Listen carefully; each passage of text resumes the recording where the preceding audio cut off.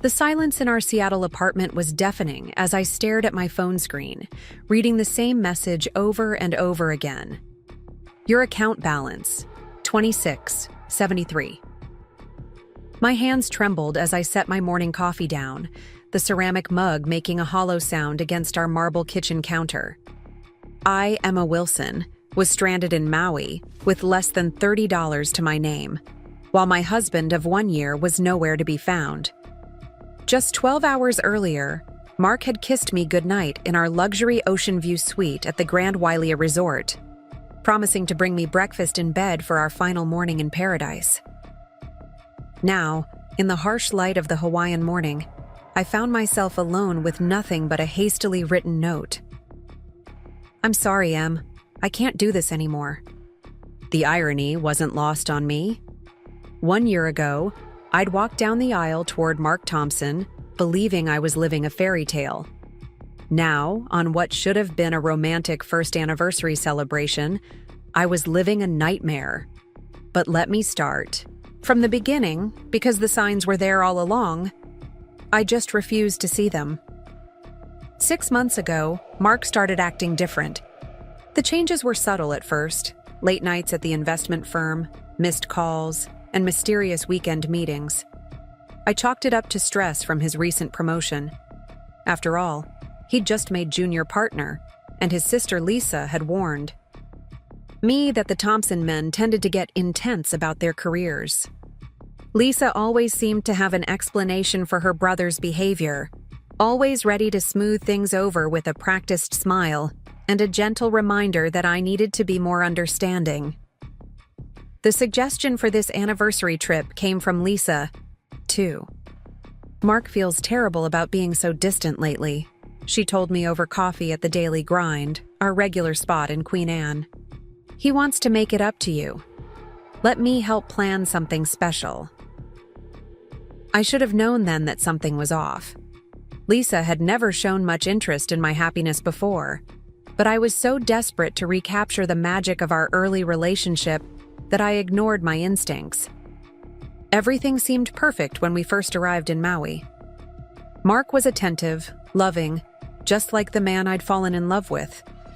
We spent our first day snorkeling in Molokini Crater, and he held my hand as we watched the sunset from our private balcony. I'm sorry I've been so wrapped up in work, he'd said, pressing a kiss to my temple. This year hasn't been fair to you. I melted at his words, believing this trip meant a fresh start for us. But then came the first red flag. Mark insisted on keeping both our phones and wallets in the room safe, claiming he wanted us to be present in the moment. We're here to reconnect, he'd said with that charming smile that always made my knees weak. No distractions. It seemed romantic at the time. Now, standing in our emptied hotel suite, I realized it had been calculated. The safe was open and empty. My phone had been left on the bathroom counter, but my wallet was gone. So were Mark's belongings, every trace of him erased as if he'd never been there at all. My hands shook as I checked my banking app again, praying I'd read it wrong the first time. But the number hadn't changed. 2673. I sat on the edge of the perfectly made king-size bed, my mind racing. How had I not seen this coming? The way he'd insisted on merging our accounts after the wedding, claiming it would be easier to manage our finances together. The steady stream of money moving through our joint account that he'd attributed to investment opportunities. The late-night phone calls he'd take on the balcony, speaking in hushed tones. A knock at the door made me jump. "Housekeeping!" a cheerful voice called out. I glanced at the clock. 11:45 a.m. Checkout time was noon. In 15 minutes, I would officially be stranded in paradise with no money, no return ticket, and no husband. My hands were trembling as I picked up my phone and dialed the one person I knew I could trust. It rang 3 times before a familiar voice answered. "Emma, aren't you supposed to be sipping Mai Tais on the beach right now?" "Rachel," I choked, out, my best friend's name catching in my throat. "I need help. Mark's gone. He's taken everything." There was a pause on the other end of the line, and I could picture Rachel's face shifting from confusion to concern. "What do you mean, gone?" I took a deep breath, trying to steady my voice. "He left me here. Our accounts are empty. My wallet's gone. I don't even have enough money for a cab to the airport, let alone a flight home to Seattle." "That son of..." Rachel caught herself. "Okay, don't move. Don't talk to anyone. I'm going to figure this out. Have you called the police?" Another knock at the door, more insistent this time.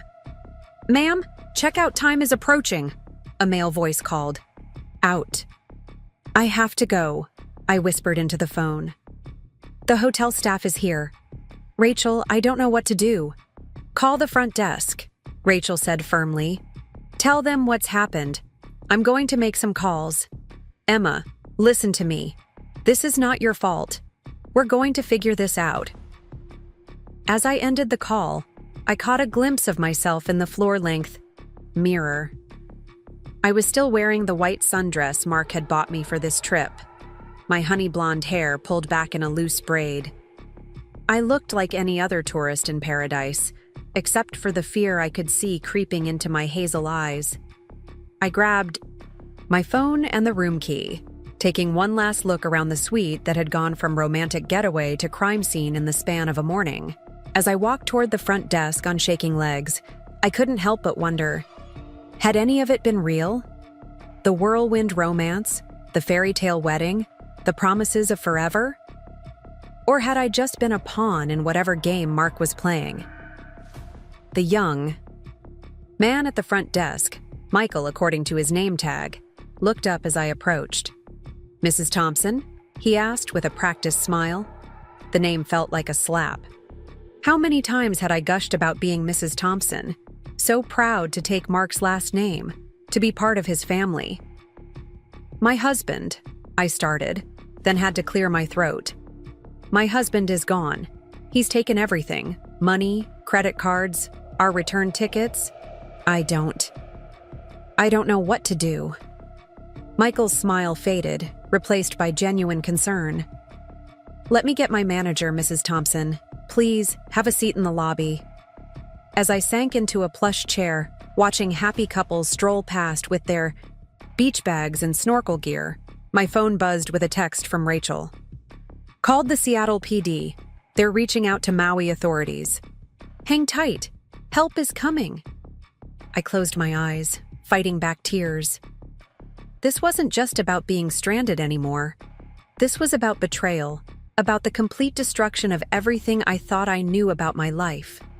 And somewhere in the back of my mind, a small voice whispered that this was only the beginning. The hotel manager's office felt impossibly small as I sat across from Mr. James Parker, watching him review the security footage from the previous night. The gentle whir of the ceiling fan did little to calm my nerves as I twisted my wedding ring around my finger, a nervous habit I'd developed over the past year. "Mrs. Thompson," Mr. Parker began, his voice carefully neutral, "the footage shows your husband leaving the hotel at approximately 4:15 a.m. He was carrying 2 bags and appeared to enter a silver rental car." He paused, studying my face. He wasn't alone. My heart stopped. "What do you mean, he wasn't alone?" Mr. Parker shifted uncomfortably in his leather chair. "There was a woman with him. Dark hair, approximately 5'7". She appeared to be driving the vehicle. Lisa.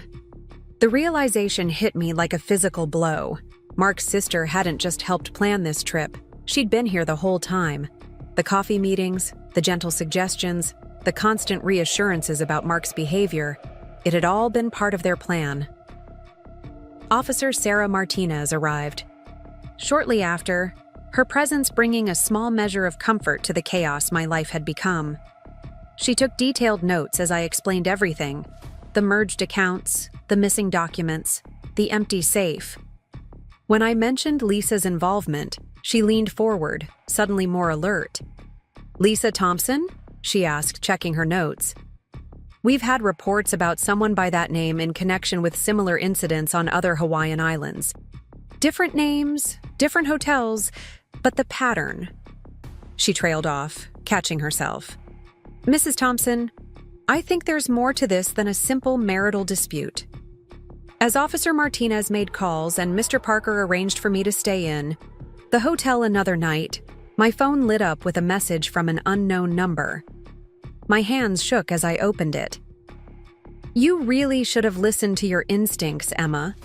Mark told me how you questioned those late-night calls. Too bad you were too trusting to dig deeper. Sweet dreams. L. I nearly dropped the phone. Rachel had always said Lisa gave her the creeps, had warned me about how she seemed to have an unnatural hold over Mark. Nobody's that close to their sister, she'd said. Something's not right there. But I'd dismissed her concerns, eager to be accepted by Mark's family. The next few hours passed in a blur of police statements and phone calls. Rachel had contacted my parents in Portland, and they were already making arrangements to fly to Maui. My sister Olivia was handling things on the Seattle end, working with the local police to gather information about Mark's recent activities. It was nearly sunset when Officer Martinez returned with news that made my blood run cold. We've found similar cases in Kauai and the Big Island, she explained, spreading photographs across Mr. Parker's desk. Preparing and narrating this story took us a lot of time, so if you are enjoying it, subscribe to our channel. It means a lot to us. Now back to the story. Couples checking in, the husband disappearing with valuables and money, sometimes with a female accomplice. The victims all report similar behaviors leading up to the incidents: merged accounts, suspicious phone calls, manipulative family members. I stared at the photos, my mind struggling to process what I was seeing. Different faces, different hotels, but the same story, the same betrayal, the same careful grooming of victims who thought they were living a love story. How wrong? I managed to ask, my voice barely a whisper. How long has he been doing this? Officer Martinez's expression was sympathetic but professional. We've traced cases back 3 years. The woman, Lisa, if that's even her real name, appears in security footage from at least 5 different hotels, always with a different man, always targeting women with significant assets or good credit. The room spun as memories flooded back. The way Mark had insisted on getting married quickly, claiming he couldn't wait to start our life together. How he'd encouraged me to sell my condo and invest the money in our future. The subtle way he'd isolated me from friends who asked too many questions, always with a reasonable explanation that Lisa would later reinforce. Mrs. Thompson, Officer Martinez said gently, we're going to need you to help us build a case. There might be other victims out there, other women who haven't come forward. Your testimony could be crucial in stopping them. I thought about those other women, sitting in hotel rooms just like this one, realizing their whole lives had been an elaborate con. My fear began to crystallize into something harder, something that felt like determination. What do you need me to do? The next morning, I met with David Anderson from First Hawaiian Bank. Rachel had put me in touch with him, and he specialized in cases of financial fraud. As we went through my accounts, a pattern emerged that made me sick to my stomach. See these transfers? David pointed to a series of transactions. They were small at first, easily overlooked. But they gradually increased over time, always staying just under the amount that would trigger automatic fraud alerts. The money was moved through a series of offshore accounts before disappearing completely. I thought about the life savings I'd invested in our future, the inheritance from my grandmother that Mark had convinced me to add to our joint account. All gone, moved through a Byzantine maze of transactions designed to make recovery nearly impossible. The good news, David continued, is that they got sloppy near the end. Some of the transfers can be traced to accounts in Vancouver. That's consistent with what we've seen in other cases. They tend to use Canadian banks as a waypoint before moving the money further offshore. As we dug deeper into the financial trail, my phone buzzed with another message from Lisa. You should see your face right now sitting in that bank. still trying to figure it all out. You know what's funny?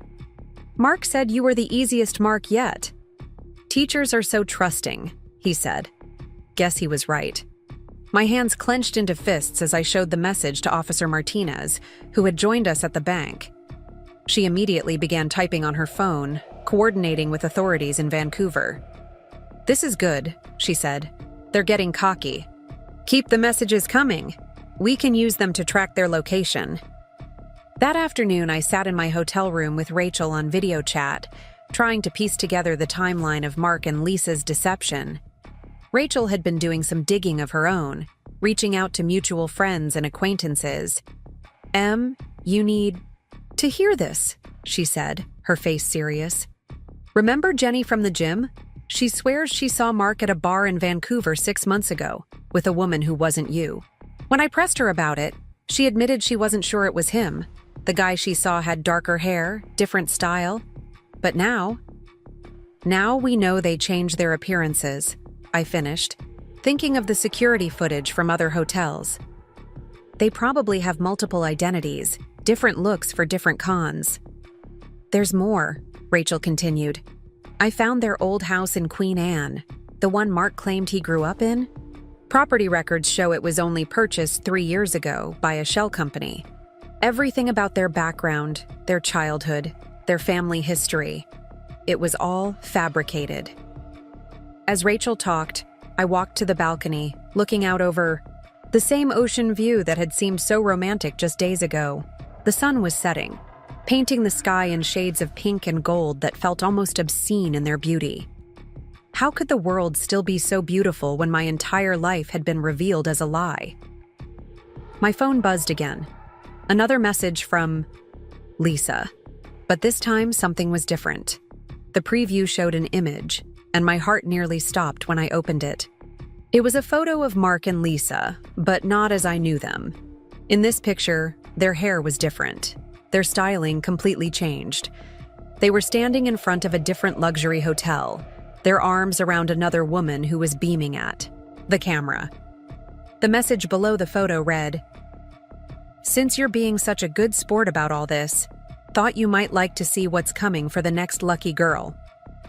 Don't worry, Mark's really perfected his routine since you. He won't make the same mistakes twice." I forwarded the image to Officer Martinez immediately, my hands shaking with a mixture of rage and vindication. They were taunting me, yes, but they were also giving us evidence. Each message, each photo, was another piece of the puzzle that would eventually bring them down. That night, as I lay in the same bed where Mark had kissed me goodnight just 2 days ago, I couldn't sleep. My mind kept going back to all the moments I'd ignored my instincts, all the red flags I'd dismissed because Lisa was there to explain them away. The late-night phone calls, the unexplained business trips, the way Mark would sometimes look at me with an expression I couldn't quite read. Was it guilt? Contempt? Pity? My phone lit up with a text from Rachel. "You awake? Just got a call from Olivia. You need to see what she found in your Seattle apartment." I sat up, fully alert now. "What is it?"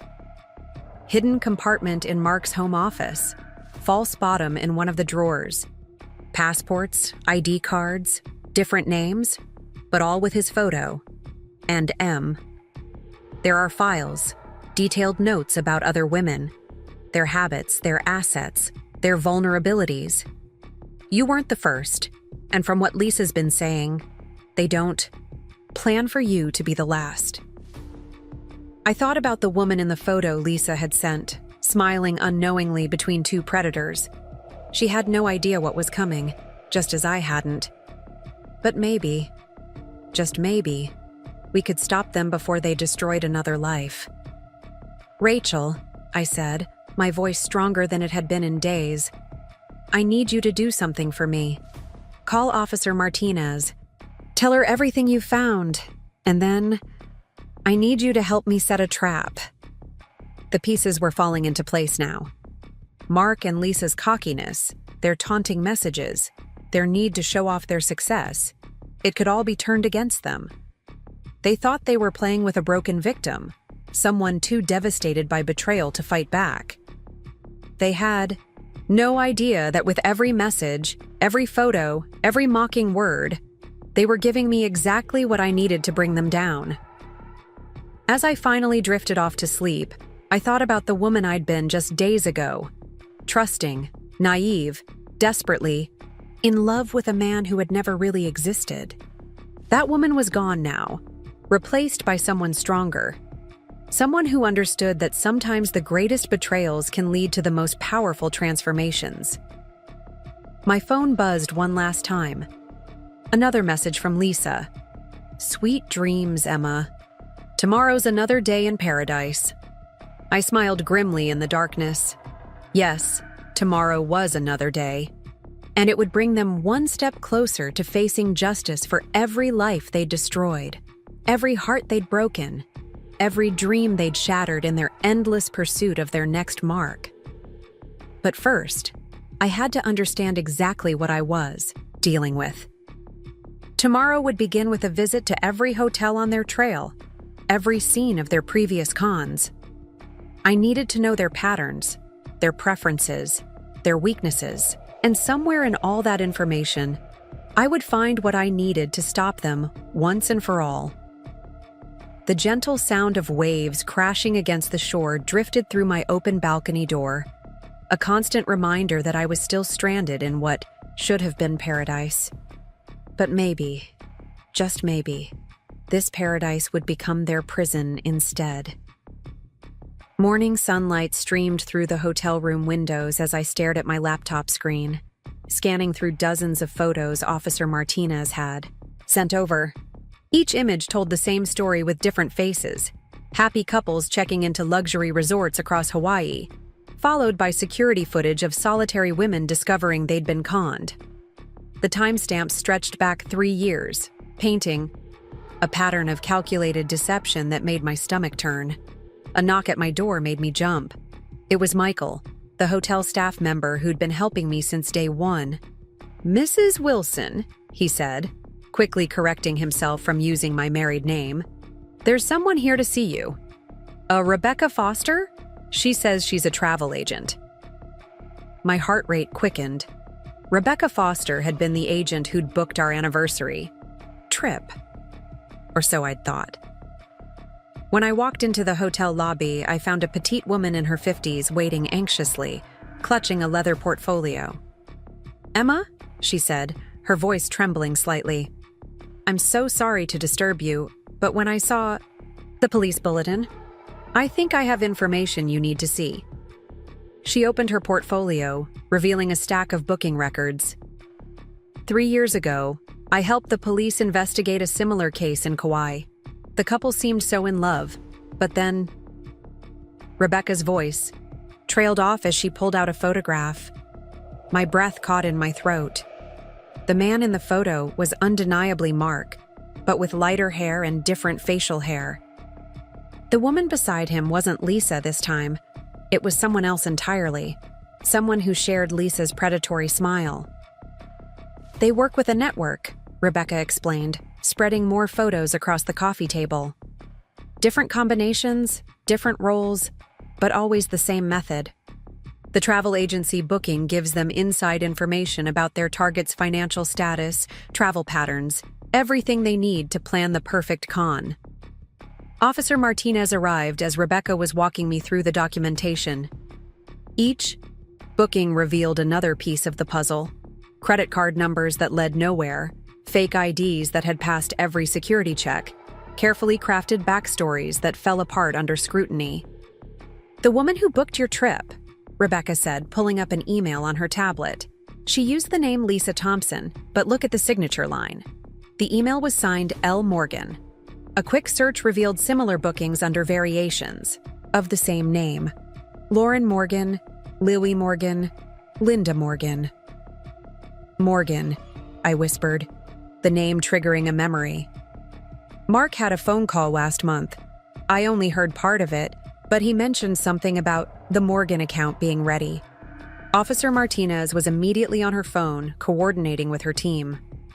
"Morgan could be their actual surname," she said, "or it could be a code name for their operation. Either way, it's the first solid lead we've had on their wider network. As we dug deeper into the travel records, a pattern emerged. The bookings always followed a similar timeline. Romantic getaways booked months in advance, usually targeting special occasions like anniversaries or birthdays. The perpetrators took time to establish trust, to make their marks feel special and secure before executing their plan. My phone buzzed with a text from Rachel. "Em, you need to see this. Olivia found something in your storage unit." Attached was a photo of a stack of papers, loan applications I'd never seen before, all bearing my signature, or rather, what appeared to be my signature. They've been planning this for months, I realized, showing the photo to Officer Martinez. Those loan applications, they must have been practicing my signature, preparing to take out loans in my name after they cleaned out our accounts. Just then, another message came through, this time from Lisa's number. It was a video. My hands shook as I pressed play. The footage showed Mark in what appeared to be a hotel room, teaching someone how to forge signatures. The key, he was saying, is to practice until it becomes muscle memory.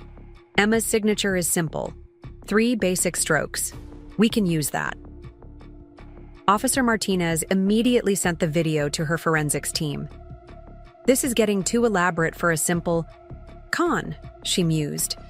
"The network, the multiple identities, the long-term planning. They're running something bigger than we thought." Back in my room that evening, I spread everything we'd gathered across the bed: travel records, banking documents, photos of previous victims. Rachel was on video chat, helping me piece together the timeline. "Look at this," she said, sending another photo. "Remember that charity gala Mark insisted you attend last spring? The one where he introduced you to all those business associates?" The photo showed the gala in full swing, and in the background, barely visible, was Lisa, or whoever she really was, talking to another couple who looked eerily similar to Mark and me.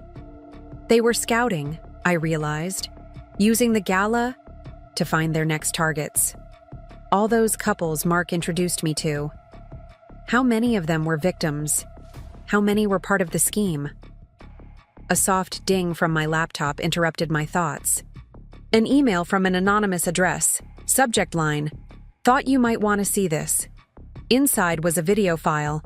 Officer Martinez had warned me about opening unknown attachments, but something made me click play. The video showed a hotel conference room, filled with people I recognized from various events Mark had taken me to. At the front of the room stood Lisa, delivering what appeared to be a training session. "Remember," she was saying, "the key is to make them fall in love not just with you, but with the life you're promising them." Emma was perfect. Young teacher, romantic at heart, just enough savings to make it worth our while. The trick is to find the ones who want so badly to believe in love that they'll ignore every red flag. Rage coursed through me as I watched Lisa dissect my life, my dreams, my vulnerabilities, using them as a teaching tool for what appeared to be a room full of con artists in training. The video ended with Lisa looking directly at the camera, smirking. "Class dismissed," she said with a wink. I forwarded the video to Officer Martinez, my hands shaking with anger. This wasn't just about money anymore. This was about destroying people's ability to trust, to love, to believe in genuine connection. They weren't just stealing savings, they were stealing souls.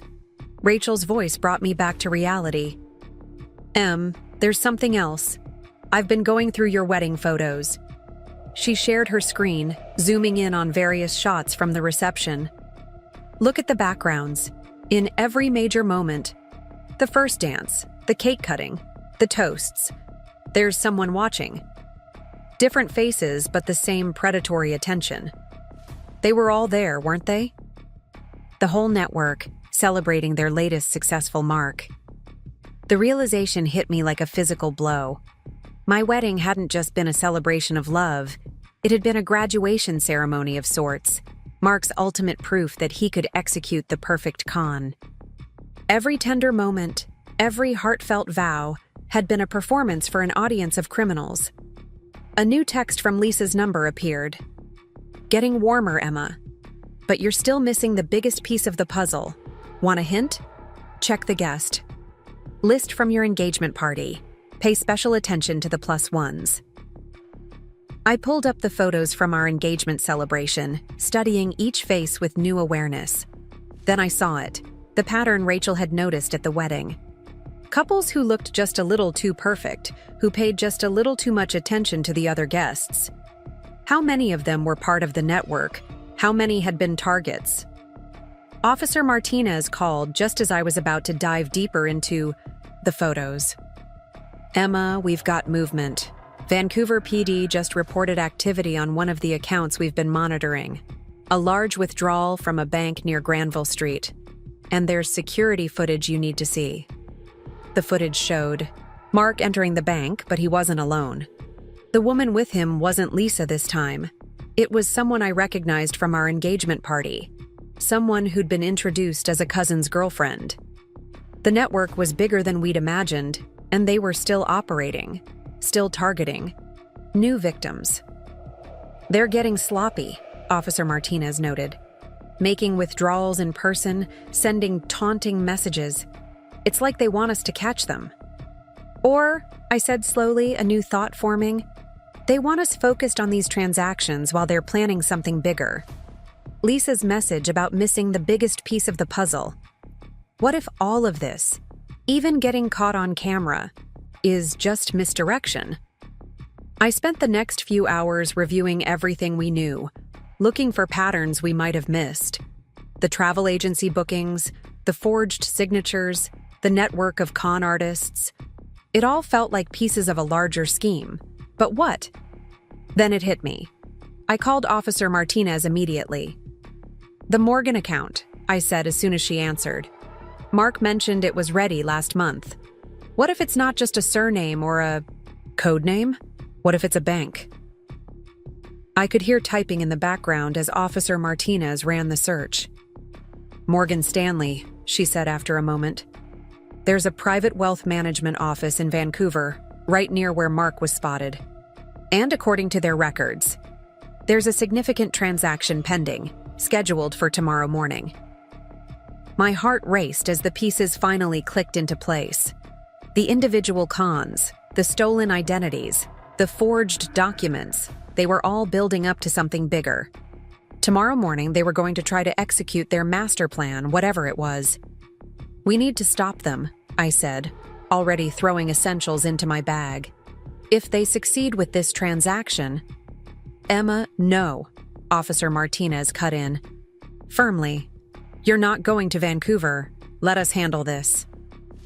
But as I looked at the latest taunting message from Lisa, displaying a countdown clock with the text, T-minus 12 hours until the real show begins, I knew I couldn't just sit and wait. These people had destroyed my life, and who knew how many others. They thought they knew everything about me, had calculated every possible response.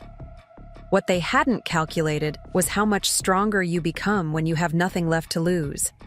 I looked out at the Hawaiian sunset one last time, watching as the sky turned from gold to deep purple. Tomorrow would bring either justice or more heartbreak, but either way, I was done being a victim. It was time to become the hunter instead of the prey. The next move in this deadly game would be mine. The Vancouver International Airport buzzed with early morning activity as I made my way through customs, my heart pounding with every step. Officer Martinez would be furious when she discovered I'd left Hawaii, but I couldn't sit idle while Mark and Lisa executed their grand finale.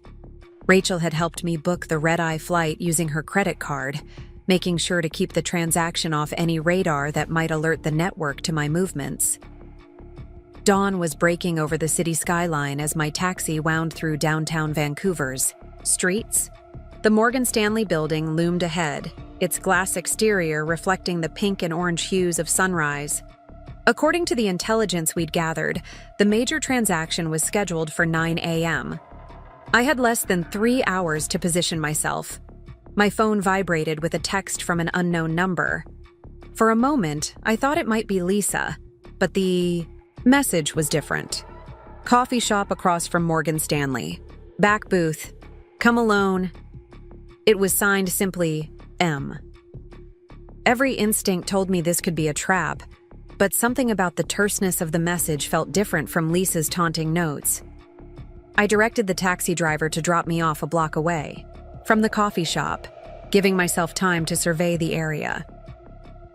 The cafe was barely occupied at this early hour. A few business people typed away on laptops, while baristas prepared for the morning rush. In the back booth, partially hidden by a decorative partition, sat a woman I recognized from my wedding photos. She had been introduced as Mark's college friend Michelle, though I now doubted every detail of that introduction. "You're either very brave or very foolish," she said as I slid into the booth across from her. "Probably both." She pushed a manila envelope across the table. "I'm guessing you're here to stop the Morgan transfer." I kept my hands in my lap, not touching the envelope. "Why are you helping me?" Michelle, if that was even her name, glanced around before leaning forward. "Because some of us want out. This thing.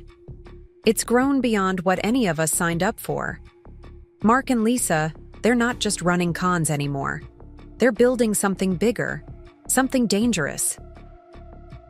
The waitress approached, and Michelle waited until she'd left with our coffee orders before continuing. "The Morgan transfer isn't just about money. It's about power. They've spent years gathering dirt on some of the most influential people in the Pacific Northwest. Blackmail material, compromising photos, evidence of financial misconduct. Tomorrow's transaction is just a cover for the real plan." My coffee arrived, but I couldn't bring myself to drink it. What real plan? They're selling information, not just about their marks, but about everyone they've gathered dirt on. Politicians, business leaders, judges. The money from the cons was just seed funding for their real enterprise. Corporate espionage and blackmail on a massive scale. The envelope sat between us like a live wire. What's in there? Access codes, security protocols, everything. "You need to stop the transfer, but Emma." Michelle's eyes met mine, and I saw genuine fear there. "If you do this, there's no going back. These people, the ones buying the information, they're not like Mark and Lisa. They don't just take your money and disappear. They make problems disappear." I thought about all the lives Mark and Lisa had destroyed. All the people they'd manipulated and betrayed. "I disappeared once already," I said, finally reaching for the envelope. "Their mistake was teaching me how to come back stronger." Michelle nodded, sliding out of the booth. "Watch your back. And Emma, check the wedding video. The real one. Not the edited version they gave you. Sometimes the truth is hiding in plain sight." She was gone before I could ask what she meant. I opened the envelope with trembling fingers, finding pages of technical documentation and what appeared to be internal Morgan Stanley security protocols. At the bottom was a handwritten note. "Storage Unit 247, Pacific Central Station. The video is there." My phone buzzed again. This time it was Lisa. "Getting warmer, but still so far behind. Maybe if you'd paid more attention during the wedding, instead of playing the blushing bride, you'd have figured it out sooner." The pieces started falling into place. The wedding hadn't just been a celebration of their successful con, it had been an operation. While Mark kept me distracted with romantic gestures and tender moments, their network had been working the room, gathering intelligence on our influential guests. I hailed another taxi, directing it to Pacific Central Station. The storage facility was in the basement level, dimly lit and smelling of damp concrete. Unit 247 was secured with a digital lock, but the code was simple: my wedding date. Another mind game from Mark and Lisa. Inside, I found a laptop and several external hard drives. The wedding video was already queued up on the screen. This version was different from the one we'd received from the videographer. The camera angles were wider, catching moments that had been edited out of our copy. As I watched, I saw what Michelle meant about the truth hiding in plain sight. In the background of every shot, members of the network were at work. A woman in a blue dress photographing documents left in guests' coats. A groomsman placing what looked like recording devices under tables. Mark's college roommate having intense conversations with various guests in secluded corners. But it was the footage from the reception that made my blood run cold. While I was sharing our first dance with Mark, Lisa was in my father's study. We'd held the reception at my parents' Portland home. The camera caught her accessing his computer, downloading files. My father was a senior partner at one of Portland's most prestigious law firms. How much sensitive information had they stolen that day? A new text lit up my phone. "Time's running out, Emma. T-minus 90 minutes until the real fireworks begin. Sure you want to spend it watching old home movies?" I downloaded copies of everything onto my phone, sending backups to both Rachel and Officer Martinez. Then I headed to Morgan Stanley, Michelle's security protocols clutched in my hand like a shield. The lobby was starting to fill with employees arriving for work. I approached the security desk, heart pounding. "I have an appointment with Private Wealth Management," I said, using the reference number from Michelle's documents. "Emma Thompson." The guard checked his computer, nodding. "Yes, Mrs. Thompson. You're expected on the 14th floor. Robert will escort you." As the elevator climbed, I thought about Michelle's warning. The people behind this weren't just artists. They were powerful, dangerous individuals who'd stop at nothing to protect their interests. But they had underestimated me once already, thinking I was just another naive victim who would crawl away to lick my wounds. The 14th floor opened onto a pristine reception area. Through the glass walls of the conference room, I could see Mark and Lisa, along with several people I recognized from the wedding video. They were setting up for a presentation, likely the cover for their real transaction. My phone buzzed one final time. "Look behind you." I turned to find Michelle stepping off another elevator, but she wasn't alone. Two men in dark suits flanked her, their expressions grim. "I'm sorry, Emma," she said softly. "They knew I'd warn you. They've known every move you'd make since Hawaii." Mark emerged from the conference room, that familiar, charming smile on his face. "Did you really think we'd let you get this far if we weren't planning for it? Every text, every clue, every breadcrumb. We've been leading you exactly where we wanted you." Lisa joined him, looking sleek and dangerous in a charcoal business suit. "The thing about being good at cons, Emma, is understanding human nature. Your need for justice, for answers, it made you so predictable. Almost as predictable as your romantic nature." The men in suits moved closer, but I stood my ground. "You're right," I said, pulling out my phone. "I am predictable. And since you know me so well, you probably predicted I'd record everything. Michelle just told me about your real operation, that I'd back up the unedited wedding video showing your network stealing information from guests, that I'd forward all of it to the FBI's Financial Crimes Division." Mark's smile faltered slightly. "You're bluffing." "Am I? Check your phones." They did, and I saw the moment they realized their mistake. Every phone in the room lit up simultaneously with the same message. "Evidence received. Agents en route. Do not attempt to leave the building." Lisa's composure cracked. "You couldn't have... What was it you said in your text? The truth was hiding in plain sight?" "Well, here's the truth you missed. I'm not just the same naive teacher you marked as an easy target. I'm the daughter of one of Portland's top lawyers. I grew up learning about corporate law, about evidence chains, about building cases." The elevator dinged behind me, and this time it was Officer Martinez who stepped out, accompanied by a team of FBI agents. "Emma," she said with a slight smile, "I thought I told you to stay in Hawaii." "Sorry," I replied, not taking my eyes off Mark and Lisa. "I had a pressing engagement." As the agents moved in, reading rights and securing suspects, I finally allowed myself to really look at the man I'd married. He seemed smaller somehow, less charming, less substantial. The illusion had been shattered, revealing the hollow man beneath. "You know what your biggest mistake was?" I asked him as in moo. Agent secured his wrists with handcuffs. "You taught me too well. All those lessons about creating the perfect con, about understanding your mark's psychology, I was learning too. And when it mattered most, I used everything you taught me against you." Lisa snarled as she was led past me. "This isn't over. You have no idea how deep this goes, how many people are involved." "You're right," I agreed. "It's not over.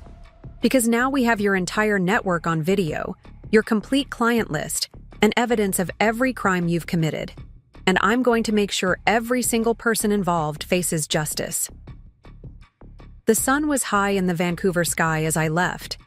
The Morgan Stanley building hours later, after giving my statement to the FBI. Rachel had already booked my flight back to Seattle, where my parents were waiting. There would be months of legal proceedings ahead, testimonies to give, evidence to process. But as I looked up at the glass tower reflecting the summer light, I felt something I hadn't experienced since finding that note in my hotel room in Maui. Peace. They had tried to destroy me, to make me another cautionary tale in their collection of broken lives. Instead, they had forced me to discover my own strength, my own capacity for strategic thinking and decisive action. My phone buzzed one last time. A message from Rachel. "You did it, Em. You're free." Free. The word echoed in my mind as I headed toward the airport. Free from the lies, from the manipulation, from the carefully constructed facade of a perfect marriage. They had taken everything from me, thinking it would break me. Instead, it had rebuilt me into someone stronger, someone wiser, someone who would never again mistake pretty lies for love. The Vancouver skyline receded behind me as my taxi wound through downtown. Somewhere in the city, Mark and Lisa were being processed into federal custody, their network of deceit finally crumbling around them. They had spent years perfecting the art of the long con, but in the end, their greatest creation, the naive, trusting woman they thought they could easily destroy, had become their ultimate undoing. I looked down at my wedding ring, still, sitting on my finger like a souvenir from someone else's life. It was time to let go of the last physical reminder of their deception. Rolling down the taxi window, I slipped the ring off my finger and held it up, watching it catch the sunlight one final time. Then I let it fall, leaving behind the last piece of the woman I used to be. The Seattle courtroom felt impossibly large. As I sat on the witness stand, my voice steady despite the weight of what I was about to reveal. 6 months had passed since that morning in Vancouver, and now I found myself facing not just Mark and Lisa, but an entire network of sophisticated criminals whose web of deception stretched further than anyone had initially suspected. "Ms. Wilson?" the federal prosecutor began, adjusting her glasses. "Please tell the court about the documents you discovered in Storage Unit 247. Behind her, I could see Mark and Lisa sitting with their defense team, their designer suits replaced by muted business attire meant to convey respectability. They'd lost their polished glamour in the months of custody, but their eyes still held that calculating gleam I'd come to recognize. The storage unit contained extensive documentation of their operation, I explained, my fingers tracing the water glass before me. Not just records of their romantic cons, but detailed files on hundreds of influential people, judges, CEOs, politicians. They weren't just stealing money, they were gathering leverage. The evidence had been damning. The FBI's forensic team had uncovered years of meticulously organized blackmail material. Each wedding, each charity gala, each social event had been an intelligence gathering operation disguised as a celebration.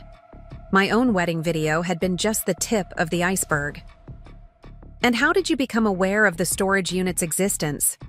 the prosecutor continued. I recounted the meeting with Michelle, now known by her real name, Margaret Chen. She'd turned state's evidence, revealing the inner workings of what the media had dubbed the honeymoon hackers. Her testimony had been crucial in understanding the true scope of the operation. As I spoke, I noticed movement in the gallery. Rachel was there, as always, offering silent support. But behind her sat rows of other women, previous victims who'd come forward after the arrests. Some I recognized from the files, others I'd met during support group meetings. Each had their own story of betrayal, their own journey from victim to survivor. The defense attorney rose for cross-examination, his approach aggressive from the start. Ms. Wilson, isn't it true that you accessed private banking systems using stolen security codes? That you essentially committed corporate espionage yourself? Objection, Your Honor, the prosecutor interjected. Ms. Wilson's actions were part of an approved FBI operation. The judge sustained the objection, but the defense attorney's implication hung in the air. They were trying to paint me as a willing participant turned vindictive ex-wife.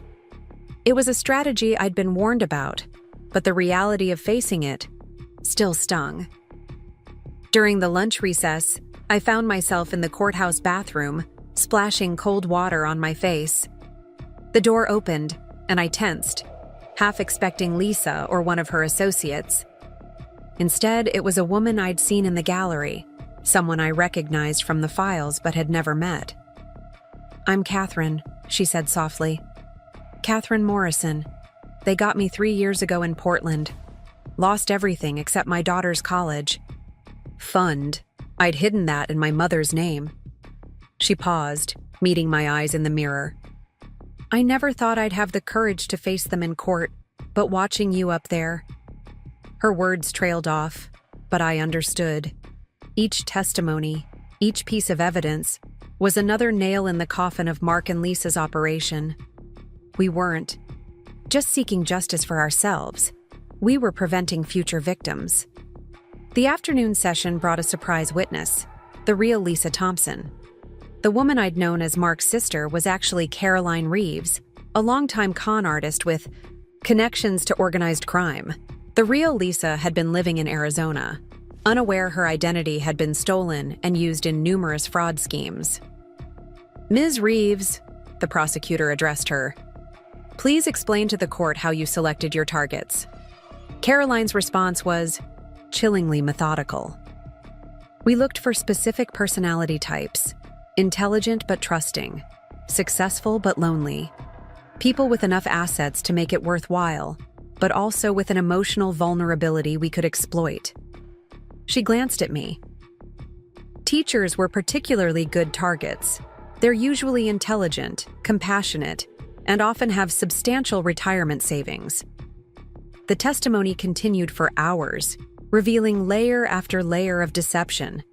The network had operators in major cities across North America, each playing their part in an intricate dance of deceit. Mark, whose real name turned out to be David Reynolds, had been one of their most successful operatives, specializing in long-term cons that involved marriage. During a brief recess, Officer Martinez found me in the corridor. We've identified 3 more storage units, she said quietly. The evidence inside. Emma, this goes beyond anything we imagined. They have dirt on Supreme Court justices, federal prosecutors, even members of Congress. The implications were staggering. This wasn't just about stolen money and broken hearts anymore. The network had been positioning themselves to influence judicial decisions, manipulate legislative votes, control the very systems meant to protect against such corruption. Back in the courtroom, the prosecution presented financial evidence that made my head spin. The network had accumulated over $50 million through their various schemes, but that was just the visible part. The real value lay in the information they'd gathered, the secrets they'd collected, the leverage they'd built. Ms. Wilson, the prosecutor asked, what made you suspicious enough to investigate deeper than the initial theft? I leaned into the microphone, my voice clear and steady.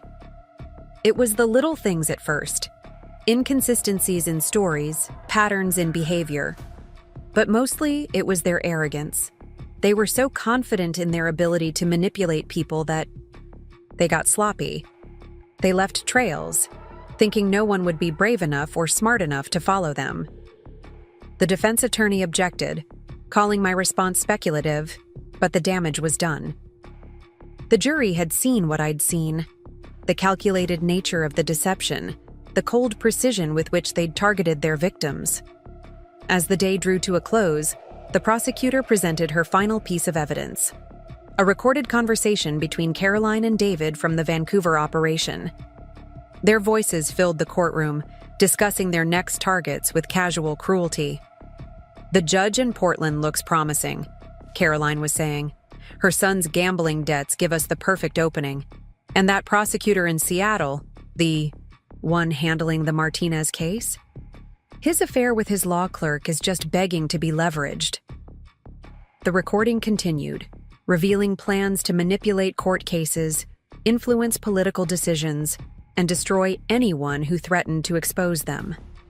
It was the smoking gun the prosecution had been waiting for. Clear evidence that their operation went far beyond simple fraud. In the gallery, I watched faces pale as people recognized names, connected dots, understood the true scope of what they'd been dealing with. This wasn't just a criminal case anymore. It was potentially one of the largest corruption scandals in recent history. The judge called for adjournment, scheduling closing arguments for the following day. As the courtroom emptied, I gathered my belongings, exhausted but determined. Rachel waited for me by the door, ready to drive us back to my new apartment in Capitol Hill. "You did great," she said, squeezing my hand. "They didn't stand a chance." But something still nagged at me. In all the months of investigation, in all the evidence we'd uncovered, we'd never found the complete client list. The people who'd been buying the information, using it to manipulate the system. The network was being dismantled, but its beneficiaries remained in the shadows.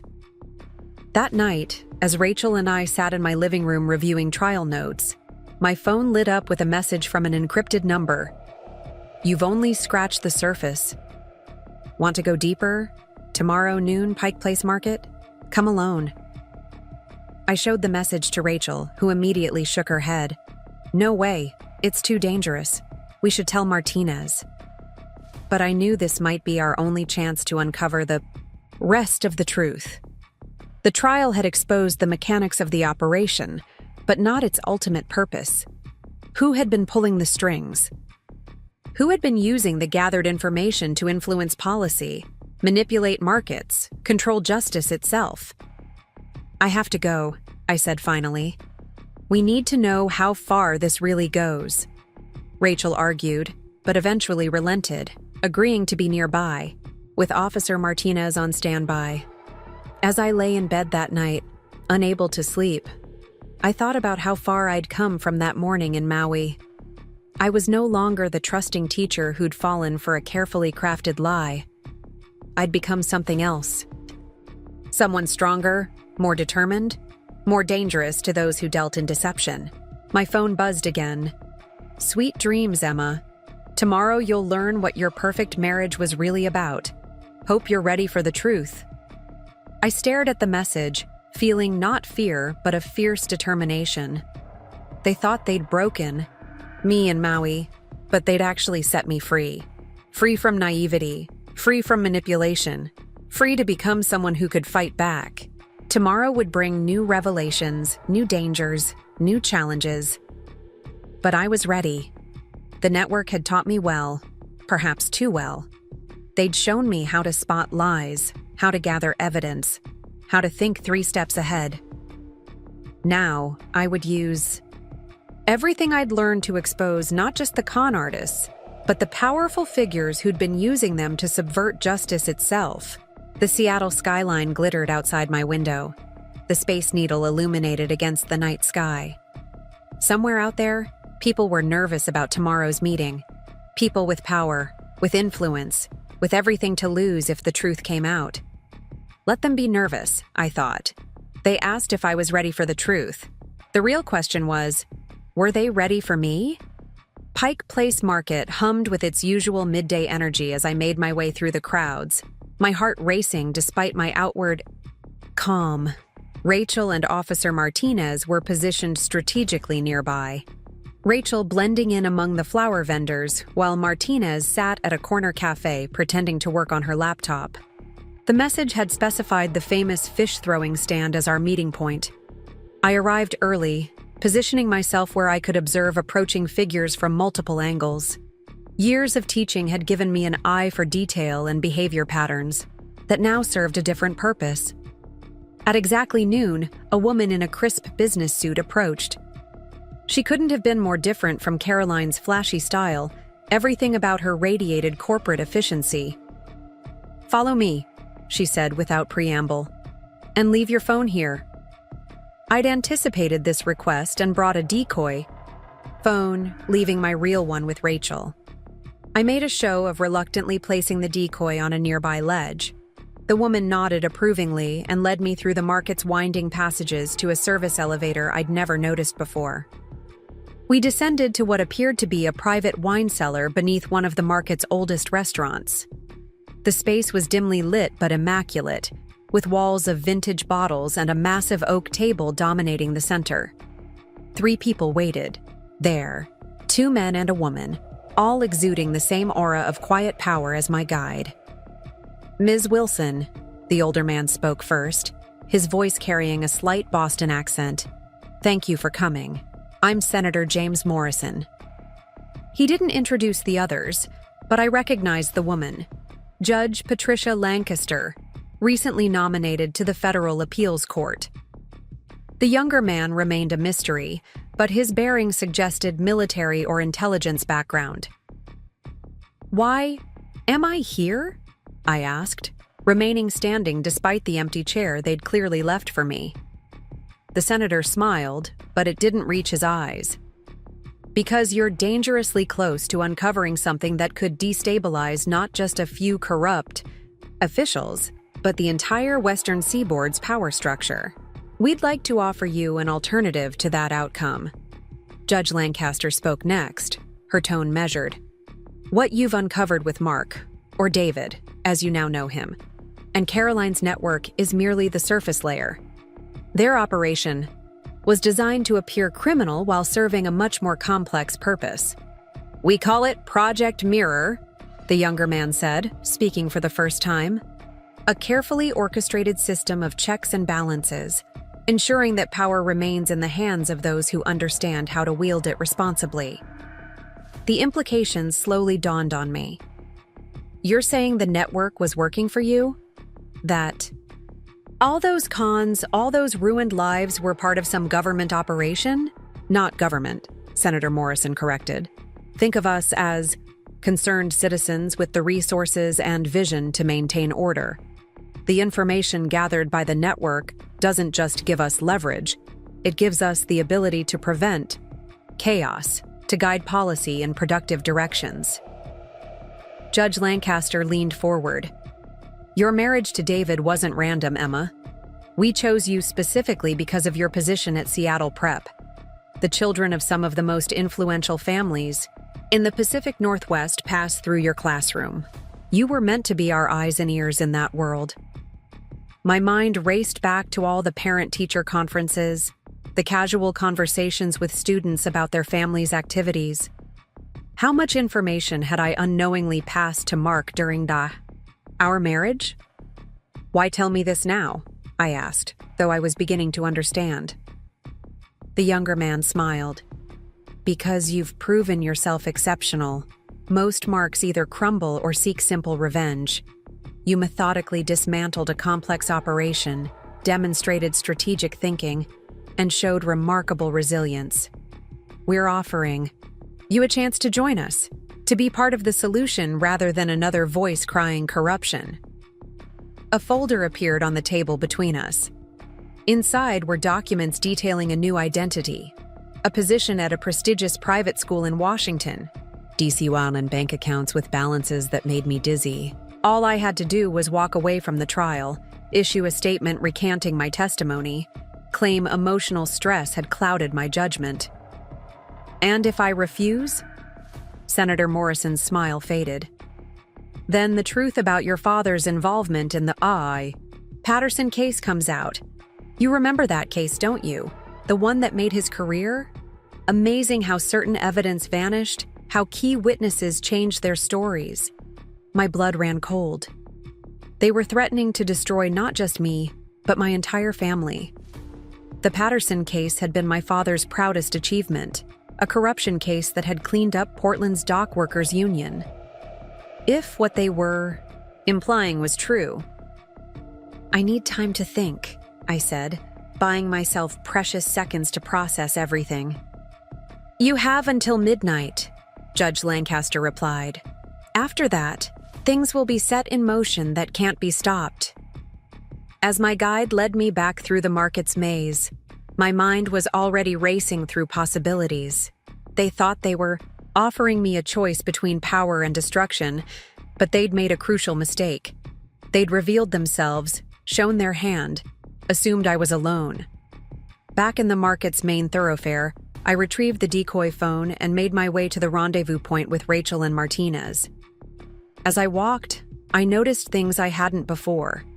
How certain vendors watched my progress, how tourists with cameras seemed too interested in my movements. The network wasn't just criminal, it was an entire shadow infrastructure.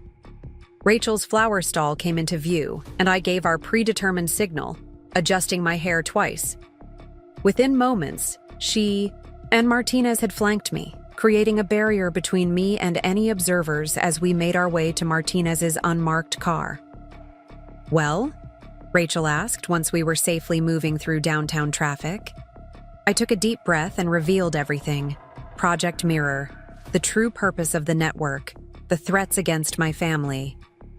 Martinez listened silently, her knuckles white on the steering wheel. This goes higher than anything we imagined, she finally said. We're talking about systematic manipulation of the entire justice system. They made 3 mistakes, I said. My teacher's habit of analyzing patterns taking over. First, they assumed I was working alone. Second, they thought threatening my family would paralyze me with fear. And third, I pulled out my real phone, showing them the recording app that had been running the entire time. You recorded? Everything? Rachel gasped. They took my decoy phone but never checked for another one. I had it in my purse's hidden compartment, something I learned from studying their own techniques. Martinez pulled into an underground parking garage, turning to face me. This is incredibly dangerous information, Emma. What they're describing, it's essentially a shadow government. I know, I replied, thinking of all the lives they'd ruined in service of their supposed greater good. But they've given us exactly what we need to expose everything. They're so convinced of their own superiority that they openly admitted to orchestrating criminal enterprises. Rachel touched my arm gently. Your father, if what they said about the Patterson case is true, then he'll face whatever consequences come, I said firmly. That's the difference between us and them. We believe in real justice, not manufactured order. The next few hours were a blur of activity. Martinez brought in trusted FBI agents, copying and securing the recording. Rachel helped me document everything I could remember about the meeting's participants. We were building a case that would shake the foundations of power on the West Coast. As midnight approached, my phone lit up with a text from the same encrypted number. Time's up, Emma. What's it going to be? Power or destruction? I smiled as I typed my reply. You forgot the third option, the truth. Within seconds, alarms began blaring in the FBI office. Reports flooded in of data breaches, leaked documents, system failures. They were making their move, trying to destroy evidence before we could act. But we'd anticipated this. While they'd been focused on me, Martinez's team had been quietly gathering backup copies of everything, securing witnesses, preparing for this moment. The very techniques they'd taught Mark to use against his victims, I'd learned to use against them. Emma, Martinez called from her desk. You need to see this. The Patterson case files. They're different from what they showed you. Your father wasn't compromised, he was targeted. They doctored evidence to make it look like he'd acted unethically, but we found the originals. They were planning to use this against him no matter what you decided. Relief flooded through me, followed quickly by anger. They'd tried to use my love for my family against me, just as Mark had used my capacity for love to deceive me. But this time, I wasn't the same naive person who'd fallen for pretty lies and calculated manipulation. As the night deepened and the scale of what we'd uncovered became clear, I thought about all the other victims, not just of the romance scams, but of this entire corrupt system. How many lives had been ruined in service of their ordered society? How many people had been manipulated, blackmailed, destroyed to maintain their power structure? Rachel brought coffee and sandwiches as we continued working through the night. "You know they won't give up easily," she said, watching me pore over documents. "These people, they're used to winning." "That's their weakness," I replied, thinking of Mark's arrogance, Caroline's taunting messages, the condescending way the senator had offered me power in exchange for silence. They're so convinced of their superiority that they can't imagine being outsmarted. They think money and influence are the only forms of power that matter. Martinez joined us, adding another stack of files to our growing collection of evidence. We've identified at least 30 judges who've been compromised, dozens of politicians, corporate leaders. This is going to be the biggest corruption scandal in American history. I thought about the woman I'd been just months ago standing in that Maui hotel room with $26 to my name. They'd tried to break me, but instead, they'd forced me to become stronger than they could have imagined. Every lesson in deception they'd taught through Mark, every manipulation technique they'd perfected, had become tools in my arsenal for exposing the truth. My phone buzzed one final time. "You've made a serious mistake, Emma. There are some doors that shouldn't be opened." I showed the message to Martinez and Rachel, and we all shared the same grim smile. They still thought they were in control, still believed their threats could silence the truth. They had no idea that while they'd been playing their power games, we'd been systematically dismantling their entire house of cards. Tomorrow, the real trial would begin, not just of Mark and Caroline, but of an entire system of corruption and manipulation. The evidence was secured, the witnesses protected, the truth ready to be revealed. They had built their power on secrets and lies, on the assumption that their victims would be too afraid or too broken to fight back. They were about to learn just how wrong they'd been. The secure FBI safe house buzzed with activity as dawn broke over Seattle. Screens displayed news coverage from across the country. The first waves of Project Mirror revelations were hitting the media. Agent Martinez coordinated teams via secure channels while Rachel helped me organize the flood of incoming information from whistleblowers who'd been silenced for years.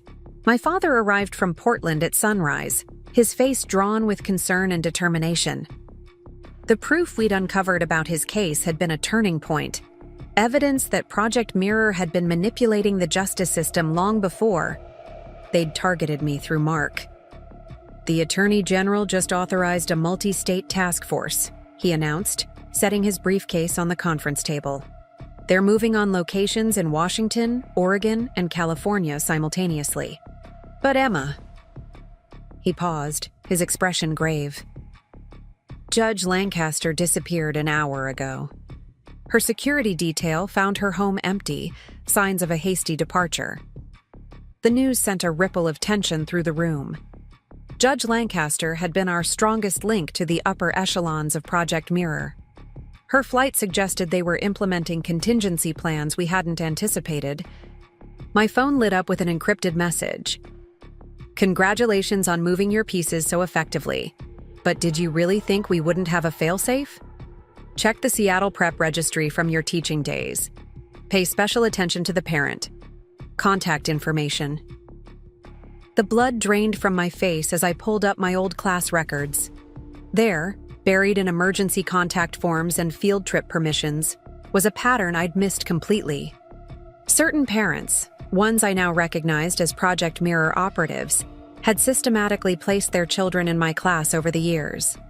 I hadn't just been gathering information during parent-teacher conferences. I'd been an unwitting hub in their surveillance network. They didn't just choose me because I was naive, I realized aloud. They chose me because my position gave them access to family dynamics they couldn't observe otherwise. Children talk about their parents' meetings, their phone calls, their late-night conversations. Martinez immediately dispatched agents to secure the school's records. We need to identify every family potentially compromised through this connection. If they've been using educational institutions as intelligence gathering points. She was interrupted by Rachel, who burst in clutching her laptop. You need to see this. Someone just dumped a massive file on the dark web, detailed logs, of every operation Project Mirror has run through the school system. Not just Seattle Prep, but dozens of schools across the coast. The files were overwhelming in their scope. Teachers, administrators, guidance counselors, all carefully selected and manipulated into becoming unwitting intelligence assets. Some, like me, through romantic entrapment. Others through financial pressure, blackmail, or the promise of career advancement. They're burning their own operation, Martinez observed, scanning through the data. But why? This level of disclosure. My father's phone rang, cutting through the tension. His face darkened as he listened. The Vancouver connection just broke. Canadian authorities raided a series of properties connected to Project Mirror. They found evidence of a much larger operation, international in scope. This wasn't just about controlling the West Coast. They were building a global network. A new message flashed on my screen. Getting warmer, Emma, but you still haven't found the heart of it all. Remember our first date? The restaurant wasn't chosen by chance. The memory hit me like a physical blow. The upscale Seattle restaurant where Mark had first asked me out, owned by a prestigious family, frequented by the city's elite. I'd been so captivated by his charm that I hadn't noticed how he'd orchestrated the entire evening to expose me to specific people, specific conversations. The restaurant was a hub, I said, the pieces finally clicking into place. They own properties all over the coast, high-end establishments where people talk freely, where deals are made, where secrets are shared over expensive wine.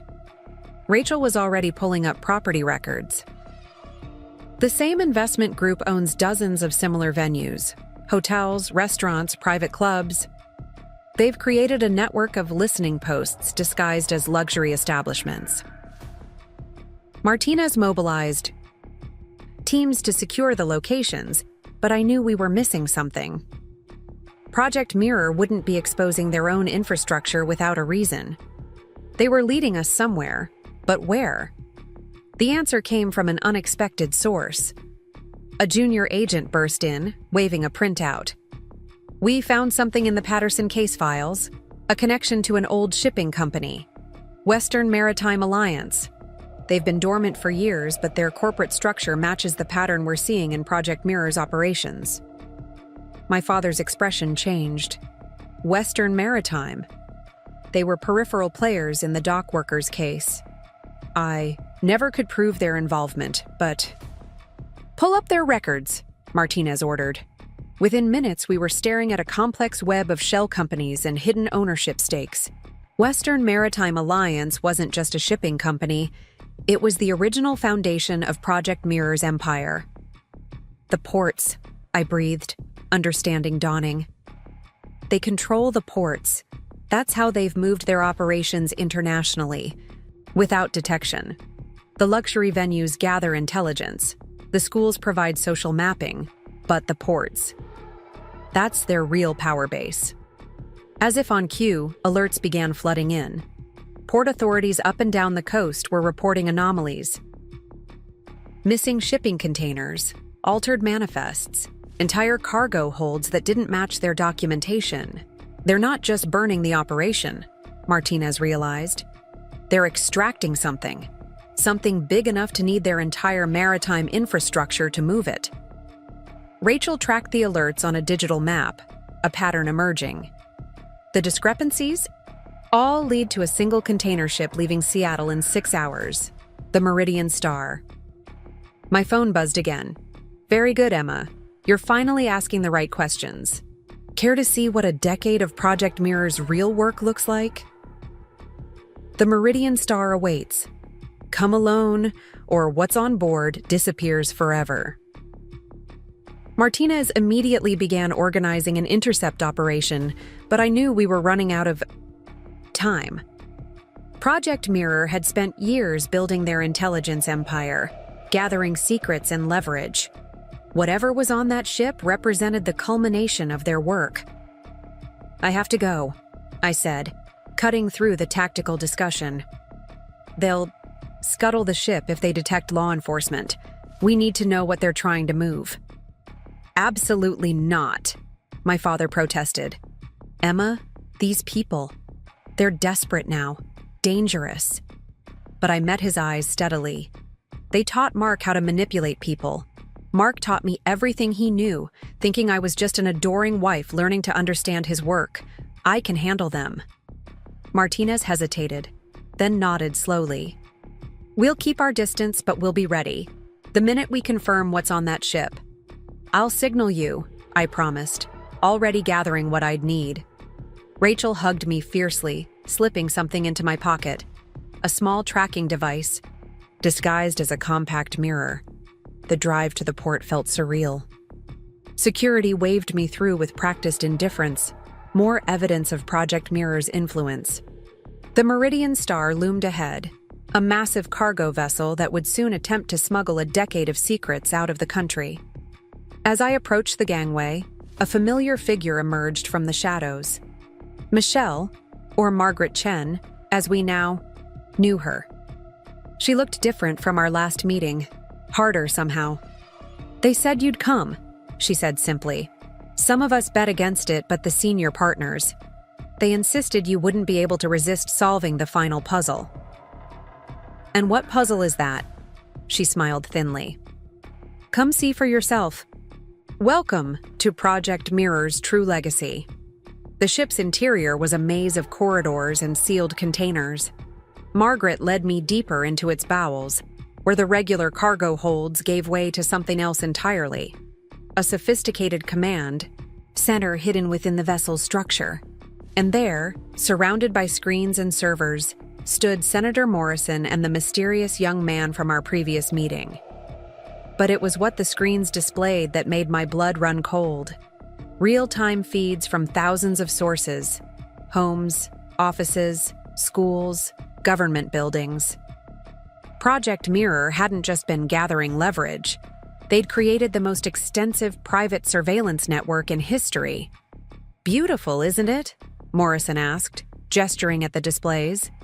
A decade of work, millions of data points, all feeding into a single system capable of predicting and controlling human behavior on a massive scale. I stared at the screens, understanding finally dawning. This isn't about blackmail or political control. This is about something much bigger. The young man smiled. We call it social architecture, the ability to shape society itself through the careful application of information. And now, thanks to your meddling, we're forced to move our entire operation offshore. Unless what? Unless you join us, Emma. For real this time. Not as a pawn like before, but as a full partner. Help us rebuild, better and stronger than before. After all, you're proof that our methods work. Look how we shaped you, molded you from a naive teacher into someone capable of bringing down an entire network. I let them talk. Let them believe their own mythology as my hand slipped into my pocket, fingers closing around Rachel's tracking device. They thought they'd created me, shaped me into their perfect weapon. They didn't understand that every manipulation, every lie, every betrayal had taught me something they hadn't intended: how to dismantle their entire world. The signal was sent. Now it was just a matter of time. The command center's screens cast an eerie blue glow across Senator Morrison's face as he continued his pitch, unaware that FBI tactical teams were already moving into position around the Meridian Star. I kept my expression neutral, channeling everything Mark had inadvertently taught me about maintaining a convincing facade. "Think about the implications, Emma." Morrison gestured to a particularly large display showing interconnected data streams. "Every major decision, every societal shift, every cultural movement, all of it carefully guided for the greater good. No more chaos, no more unpredictability. Pure order." Margaret Chen moved to a control panel, her fingers dancing across the keys. "We've already proven the model works on a small scale. The Seattle tech sector, Portland's environmental policies, Vancouver's real estate market, all shaped according to our designs through targeted information control." The young man, who'd finally introduced himself as Dr. Alexander Pierce, pulled up a series of graphs. "These represent social behavior patterns across major West Coast cities. Watch what happens when we introduce controlled variables. A strategic scandal here, a timely revelation there." The graphs shifted dramatically, showing how Project Mirror had manipulated entire communities through their network of surveillance and controlled information. It was fascinating and horrifying in equal measure. "And my marriage?" I asked, careful to keep my tone curious rather than accusatory. "Was that just another controlled variable?" Morrison's smile was almost paternal. "Your relationship with David was designed to serve multiple purposes. Yes, we needed your position at Seattle Prep, but more importantly, we needed to test our behavioral modification protocols.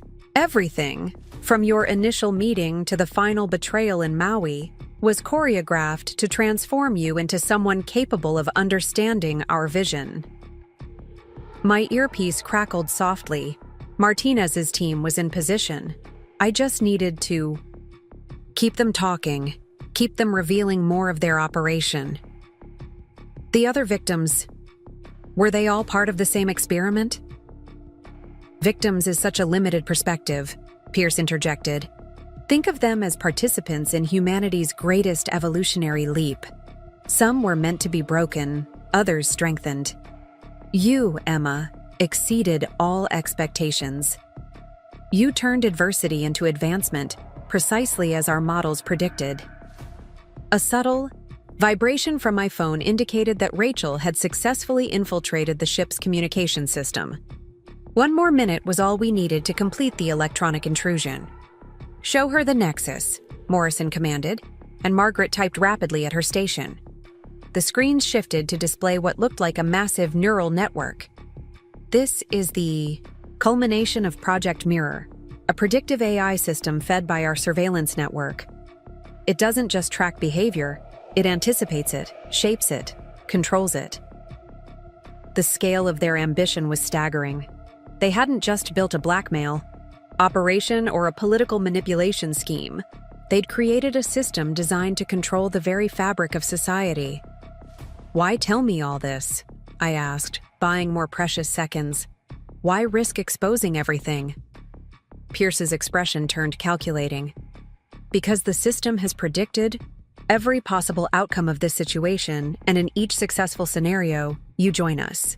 Your unique combination of intelligence, adaptability, and first-hand experience with our methods makes you invaluable to the next phase."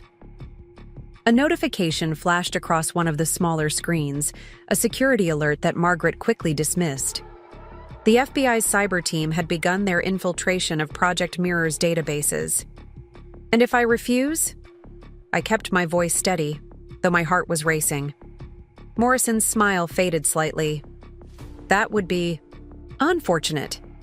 The system has also predicted those scenarios. They don't end well for anyone involved."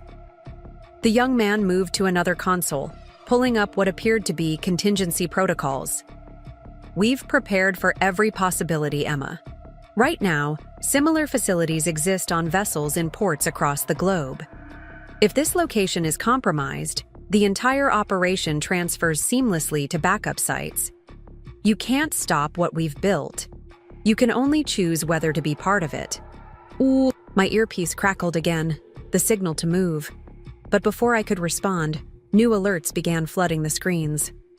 Project Mirror's security systems had detected the electronic intrusion. Such a disappointment, Morrison sighed, reaching for what looked like a standard tablet. Initiate Protocol Omega. The screens suddenly filled with countdown timers. Margaret's fingers flew across her keyboard, initiating what appeared to be a massive data transfer. A simple choice, Emma, Pierce said calmly. Help us complete this transfer, and you become part of humanity's next great leap forward. Refuse, and everything, including this vessel and everyone on it, disappears into the Puget Sound. The next few moments happened in rapid succession. FBI tactical teams breached the ship's exterior, their entry charges creating controlled explosions that rocked the command center. Morrison's tablet slipped from his grasp, skittering across the floor toward me. Margaret reached for what was clearly a weapon concealed beneath her station. But they had made one crucial miscalculation. While everyone's attention was focused on the external breach, Rachel's cyber infiltration had already accomplished its true objective. Every piece of data Project Mirror attempted to transfer was being rerouted, not to their backup sites, but to secure FBI servers. It's over, I said, dropping the compliant facade. Your network is compromised, your database is seized, your backup sites identified. There is no Protocol Omega. Morrison's composed mask finally cracked. You have no idea what you're interfering with. The system is the only thing standing between civilization and chaos. No, I countered, as FBI agents flooded the command center. The system is the chaos. Real order comes from transparency, from justice, from truth, not from manipulation and control. As agents secured the room's occupants, Martinez herself approached, surveying the sprawling command center with a mixture of awe and disgust. The Attorney General is going to have a field day with this. The amount of illegal surveillance alone. Rachel appeared in the doorway, laptop in hand. We've secured their entire database, Project Mirror's complete operational history. Every manipulation, every scheme, every participant. It's all documented. Pierce, being led away in handcuffs, called over his shoulder, "You think this ends here? We're just one iteration. There are others, bigger systems, more powerful players. You've learned nothing." But he was wrong. I had learned everything. About power, about manipulation, about the difference between control and genuine change. Mark and Project Mirror had tried to break me, to remake me in their image. Instead, they'd given me the tools to break their entire system. The ship's command center was a hive of activity now, as federal agents documented and dismantled Project Mirror's nerve center. Each screen, each server, each piece of equipment represented years of calculated manipulation, all in service of their twisted vision of social control. My phone buzzed one final time, a message from an unknown number. "Congratulations, Emma. You've graduated beyond our wildest expectations. But remember, every system needs an architect. When you're ready to build something better, you know where to find us." I showed the message to Martinez, who immediately began tracing its origin. But I already knew it didn't matter. Project Mirror's leaders might be in custody, their immediate operation dismantled, but their message had spread. Somewhere, others were watching, learning, planning their own versions of social architecture. As dawn broke over the Seattle waterfront, I stood on the ship's deck watching FBI teams process evidence and secure prisoners. Rachel joined me, wrapping a warm jacket around my shoulders. "What happens now?" she asked softly. I thought about everything we'd uncovered: the surveillance network, the behavior modification protocols, the attempt to control society itself. Now we make sure this never happens again. We expose every operation, every manipulation, every participant. Not for revenge, but for truth. The sun rose over the Puget Sound, painting the sky in shades of pink and gold.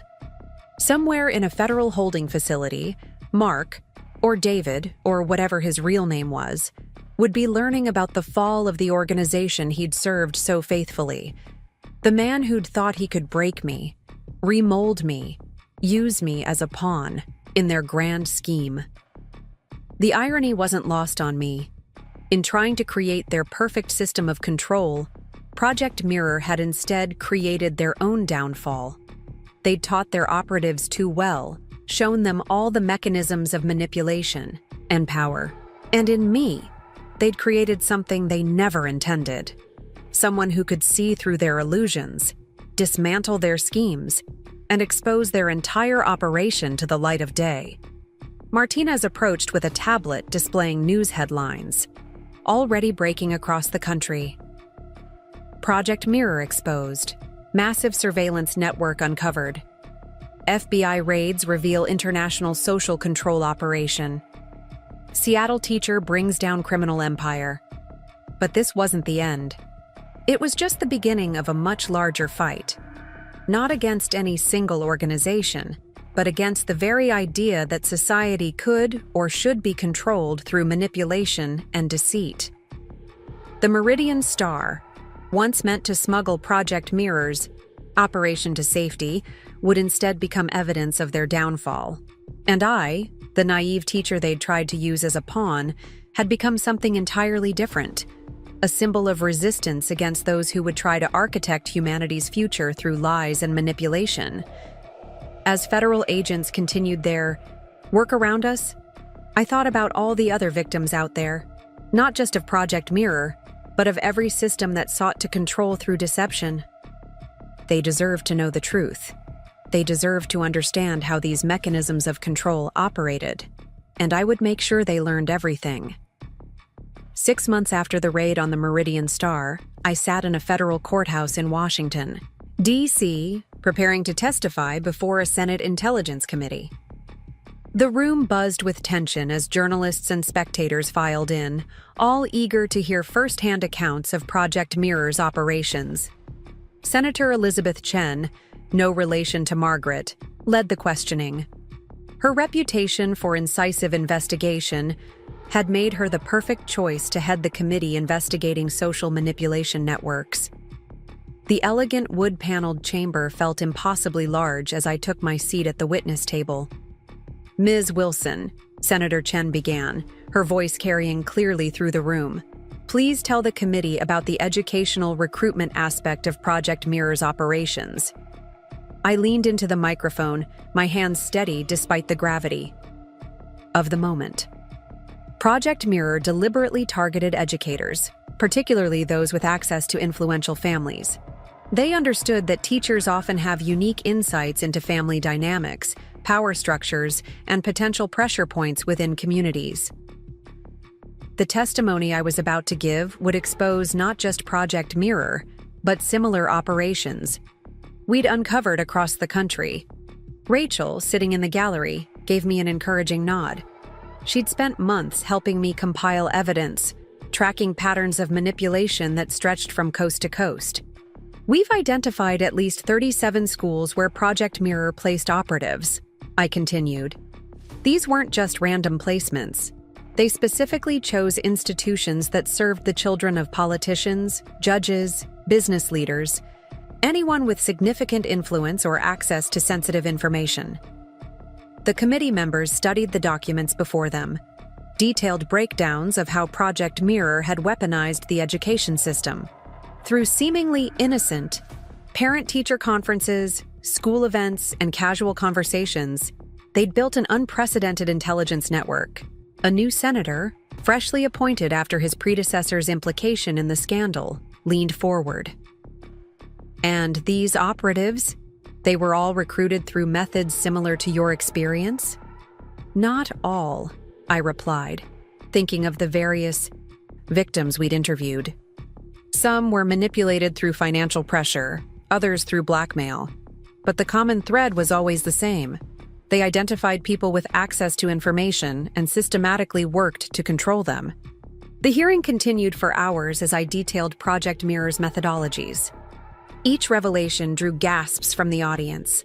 The sophisticated behavior prediction algorithms, the targeted manipulation of social networks, the careful grooming of assets at every level of society. During a brief recess, Officer Martinez, now promoted to special agent, approached with new information.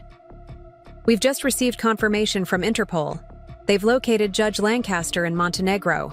She's agreed to cooperate in exchange for consideration in sentencing." The news sent ripples through our team. Lancaster's testimony could help us understand the true scope of Project Mirror's international connections. But something about the timing felt off.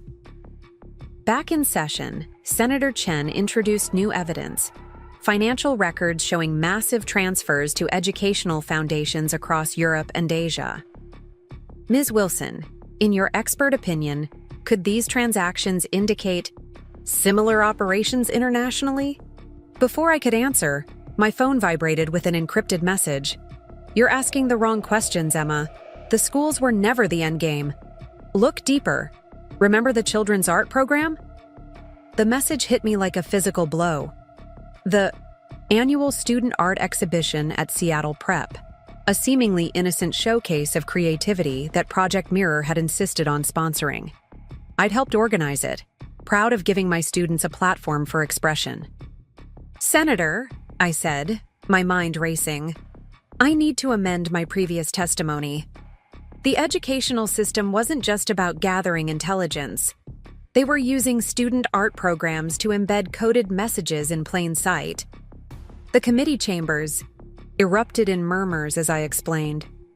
Project Mirror had developed a sophisticated system of visual cryptography, using student artwork as a cover for transmitting sensitive information internationally. The annual exhibitions exchanged between partner schools worldwide created a perfect covert communication network. Rachel was already pulling up images on her laptop, innocent-looking student paintings that, when processed through Project Mirror's proprietary algorithms, revealed layers of encrypted data. The art program had created an undetectable international dead drop system. "This is why they targeted teachers specifically," I explained, my voice growing stronger as the pieces fell into place. "We had the perfect cover for organizing these exhibitions, for encouraging student participation, for selecting which pieces would be displayed and exchanged." Special Agent Martinez immediately began coordinating with international law enforcement. If Project Mirror had been using student art programs as communication networks, every exhibition, every exchange program, every international student showcase needed to be examined. During the next break, Rachel showed me what she'd found in the digital archives. The program goes back at least 15 years. Look at the participating schools, all in strategic locations near centers of power: Washington, D.C., London, Brussels, Beijing. My phone buzzed again. "Now you're seeing the bigger picture, but you still haven't found the key. Remember, what Mark taught you about hidden patterns." I closed my eyes, remembering the lessons Mark had unknowingly given me during our marriage. His obsession with patterns, with hidden meanings, with layers of significance. Then it hit me. "The children," I said, my voice barely a whisper. "They weren't just using the artwork to transmit messages. They were identifying gifted students, kids with specific talents or access. They were grooming the next generation of operatives." The revelation sparked a new phase of the investigation. Project Mirror hadn't just been manipulating current power structures. They'd been playing a long game, identifying and influencing potential future leaders from an early age. As the hearing resumed, I shared this insight with the committee. Senator Chen's expression grew increasingly grave as she understood the implications. They've been building a pipeline of influence, targeting children who might one day hold positions of power. The gallery erupted in chaos as parents in the audience realized their children might have been unknowingly evaluated, marked, and groomed by Project Mirror's operators. The committee called for order as reporters rushed to file updates on this new dimension of the scandal. Special Agent Martinez received urgent messages from field offices across the country. Similar patterns were being uncovered in student exchange programs, international academic competitions, even online gaming communities frequented by children of influential families. During the final session of the day, I presented evidence of how Project Mirror had used sophisticated psychological profiling to identify potential recruits among students. They looked for specific traits: pattern recognition, emotional intelligence, adaptability, the same characteristics they'd identified in me when they'd selected me as Mark's target. This wasn't just about gathering intelligence or manipulating current power structures, I testified.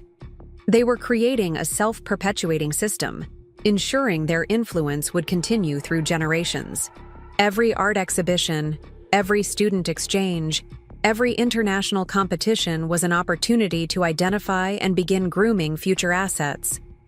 As the hearing concluded, Senator Chen announced the formation of a special task force dedicated to protecting educational institutions from manipulation. But I knew this was just the beginning. Project Mirror's influence had spread further and deeper than anyone had imagined. Back in my hotel room that evening, I reviewed the day's revelations with Rachel and Martinez. The scale of what we'd uncovered was staggering. A multi-generational program of influence and control, using the education system as both a gathering tool and a recruitment pipeline. My phone lit up with one final message. "Impressive work, Emma. But remember, for every system you expose, 2 more are being built. The game never ends. The players just get smarter. Ready for the next level?" I showed the message to Martinez, who immediately began tracing its origin. But I was already thinking ahead, understanding that Project Mirror had been just one manifestation of a larger problem: the manipulation of social systems, the grooming of future power players, the hidden networks of influence. These weren't unique to one organization. Rachel touched my arm gently. "What are you thinking?" "I'm thinking we need to go deeper," I replied, my teacher's instinct for pattern recognition kicking in. Project Mirror didn't invent these techniques. They just systematized them. Somewhere out there, others are watching, learning, adapting. We need to understand not just how these systems work, but why they work. Martinez nodded slowly. "You're talking about more than just investigation and prosecution. You're talking about prevention." "Exactly. We need to develop tools to identify these operations before they take root, to protect vulnerable institutions and individuals, to teach people, especially young people, how to recognize and resist manipulation." As night fell over Washington, D.C., I stood at my hotel window, watching the lights of the Capitol glitter below. Somewhere out there, new networks were forming, new systems of control being developed, but this time, we wouldn't be caught unprepared. The next phase of our work was just beginning. It wasn't enough to expose one organization or dismantle one network. We needed to understand the underlying patterns, the social vulnerabilities, that made such manipulation possible. Only then could we hope to create real, lasting change. My phone buzzed with a message from an unknown number. "The next piece awaits. Remember the summer programming camp at Seattle Prep? Sometimes the best place to hide is in plain sight." I smiled grimly. They thought they were still leading me, still controlling the flow of information. But every message, every clue, every breadcrumb they dropped brought us closer to understanding the full scope of their operations. The game wasn't over. It was evolving, and so were we. The Seattle Preparatory Academy's computer lab hummed with artificial silence as I stood in the doorway, memories flooding back. Summer programming camps had been Mark's idea, a supposedly enriching activity for gifted students that I'd enthusiastically supported. Now, examining the room with fresh eyes, I noticed details I'd overlooked before. Special Agent Martinez moved past me, her team already setting up specialized equipment to scan the systems. The camp records show they used custom educational software. Said it was for teaching coding basics, but our tech team thinks it was something else entirely. Rachel sat at one of the workstations, her fingers flying across the keyboard as she dug through archived program files. The summer camp's innocent facade had hidden something far more insidious, a sophisticated screening system designed to identify and evaluate potential future assets. "Look at this," Rachel called out, turning her screen toward us. The coding exercises weren't just teaching programming, they were psychological assessments. Each challenge was designed to measure specific traits, problem-solving abilities, pattern recognition, ethical flexibility. My throat tightened as I remembered enthusiastically recommending students for the program, unknowingly helping Project Mirror evaluate potential recruits. The software had seemed so innovative, encouraging creative thinking and unique solutions. Now I understood why. A new message illuminated my phone. The programming was just the beginning. Check the linguistics lab. Remember those special translation exercises? The linguistics lab, 2 floors up, had been my pride and joy, a state-of-the-art facility for teaching foreign languages. I'd been thrilled when Marks Connections had secured funding for new software, supposedly designed to help students master complex translation skills. Martinez's team quickly discovered the truth. The translation exercises had contained embedded patterns, training young minds to recognize and decode hidden messages. While students thought they were learning Mandarin or Russian, they were actually being conditioned to understand Project Mirror's sophisticated communication protocols. They were creating sleeper agents, Martinez realized, examining the data. Kids who could naturally recognize and interpret their coded messages without even knowing they'd been trained to do it. Some of these students are in college now, potentially, positioned in internships near centers of power. Rachel pulled up a list of summer camp graduates. Look where they ended up. Congressional pages, judicial clerks, entry-level positions in tech companies with government contracts. Project Mirror wasn't just grooming them for future recruitment. They were creating an unwitting network of message interceptors and transmitters. The implications were staggering. These students, now young adults, might be unconsciously processing and passing along Project Mirror's communications without any awareness of their role. The organization had effectively created a human mesh network for their intelligence-gathering operations. My phone chimed again, getting warmer. But you still haven't found the core. Think bigger. Why focus on just one school when you can influence an entire educational system? The message sparked a memory, a seemingly mundane conference Mark had encouraged me to attend, focused on standardizing educational software across multiple school districts. At the time, it had seemed like a positive step toward educational equity. "Martinez," I called out, already pulling up the conference records on my laptop. "I need you to look into the Educational Technology Standardization Initiative. 3 years ago, they pushed for unified software platforms across public and private schools in the Pacific Northwest. The investigation quickly revealed a disturbing pattern. The Standardization Initiative had been a front, allowing Project Mirror to install their evaluation and conditioning software across hundreds of schools. They hadn't just compromised Seattle Prep. They'd infiltrated entire educational networks. Rachel discovered something even more disturbing in the code. The software doesn't just evaluate students. It adapts its content based on their responses, subtly guiding them toward specific patterns of thinking. They've automated the grooming process. As we dug deeper, we found layers of sophistication that took our breath away. The educational software contained what amounted to a passive recruiting system, identifying potential assets, shaping their development, and flagging them for future activation. Martinez received an urgent call from the FBI's Behavioral Analysis Unit. They've found similar patterns in educational software worldwide. This isn't just about creating message interceptors anymore. They're engineering social networks, positioning assets in key locations before they're even old enough to understand what's happening. A teenager's voice in the hallway made us all freeze.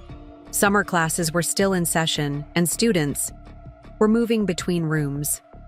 Looking at their innocent faces through the lab window, I felt a surge of protective anger.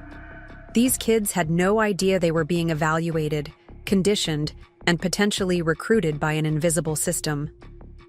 My phone lit up with another message. Now you're seeing it. The future belongs to those who shape it. These kids are just the beginning. Check the guidance counselor's college recommendation protocols. The guidance office yielded another layer of Project Mirror's operation. The college recommendation system had been subtly manipulated to direct promising students toward specific institutions, schools where the organization had established influence. Look at these assessment criteria, Rachel said, examining the digital records. They're not just evaluating academic performance. They're measuring susceptibility to influence, capacity for discretion, potential for future access to sensitive information. Martinez's team discovered that the recommendation algorithms contained hidden weightings. Students who displayed desired traits were subtly guided toward career paths that would position them near centers of power: law, politics, technology, finance. They're creating sleeper networks that won't activate for years, Martinez observed, her expression grim. Some of these kids won't realize they've been compromised until they're already in positions of influence. A data analyst from Martinez's team rushed in with new findings. The educational software contained sophisticated tracking systems, monitoring not just student performance, but their entire digital footprint, social media activity, online behaviors, communication patterns. They're building comprehensive psychological profiles, the analyst explained. By the time these students graduate, Project Mirror knows everything about them: their strengths, weaknesses, pressure points, potential vulnerabilities. Rachel had been cross-referencing student records with known Project Mirror operations. It's not just about future recruitment. They're identifying students with family connections to their current targets. Every parent-teacher conference, every school event, every student achievement becomes an intelligence-gathering opportunity. My phone buzzed insistently. The real question isn't what we've done. It's what happens to all these carefully positioned pieces now that you've exposed the system. Can you protect them from those who would step into the void? The message hit home. Exposing Project Mirror's educational operation was just the beginning. These students, past and present, were now vulnerable to other organizations that might try to exploit their unconscious conditioning. Martinez was already coordinating with the FBI's cyber division to develop countermeasures. We need to identify everyone who's been through these programs, find ways to alert them without causing panic. Some of these kids are already in sensitive positions. Rachel discovered something else in the software code: a dormant activation protocol. They built in triggers, she explained, her voice tense. Specific phrases or images that could activate the conditioned responses they installed. These kids are basically walking time bombs of information gathering. The implications were staggering. Project Mirror hadn't just created a network of unwitting agents. They'd engineered a generational infiltration of power structures that could persist even after their organization was dismantled. As evening fell, casting long shadows through the computer lab windows, we faced the enormity of what we'd uncovered. This wasn't just about exposing past operations or preventing future ones. We needed to find ways to protect and deprogram an entire generation that had been unknowingly conditioned. My phone delivered one final message of the day. Congratulations on understanding the scope. But remember, education was just one vector. While you've been focusing on schools, our other systems have been operating unchecked, ready to find out what else you missed. I showed the message to Martinez, who immediately began coordinating with other FBI units. But I was already thinking ahead, recognizing that Project Mirror's educational operation was probably just one facet of a much larger system of social engineering. Rachel touched my arm gently. What are you thinking? I'm thinking about all the other institutions we take for granted, I replied, watching students leave the building for the day. If they could infiltrate education this thoroughly, What other systems have they compromised? Healthcare? Religious organizations? Social services? Martinez nodded grimly. We need to expand our investigation. Every institution that deals with vulnerable or influential populations needs to be examined.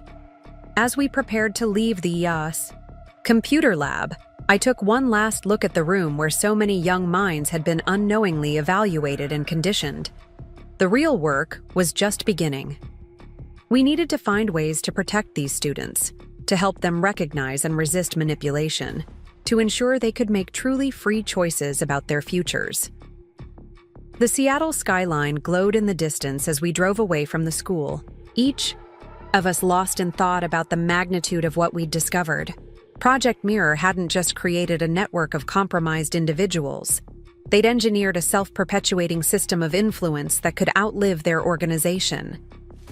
My phone remained silent for the rest of the evening, but I knew more. Messages would come. More breadcrumbs leading to other aspects of their operation. More revelations about the extent of their influence. More challenges to unravel and combat. The game wasn't just continuing, it was expanding.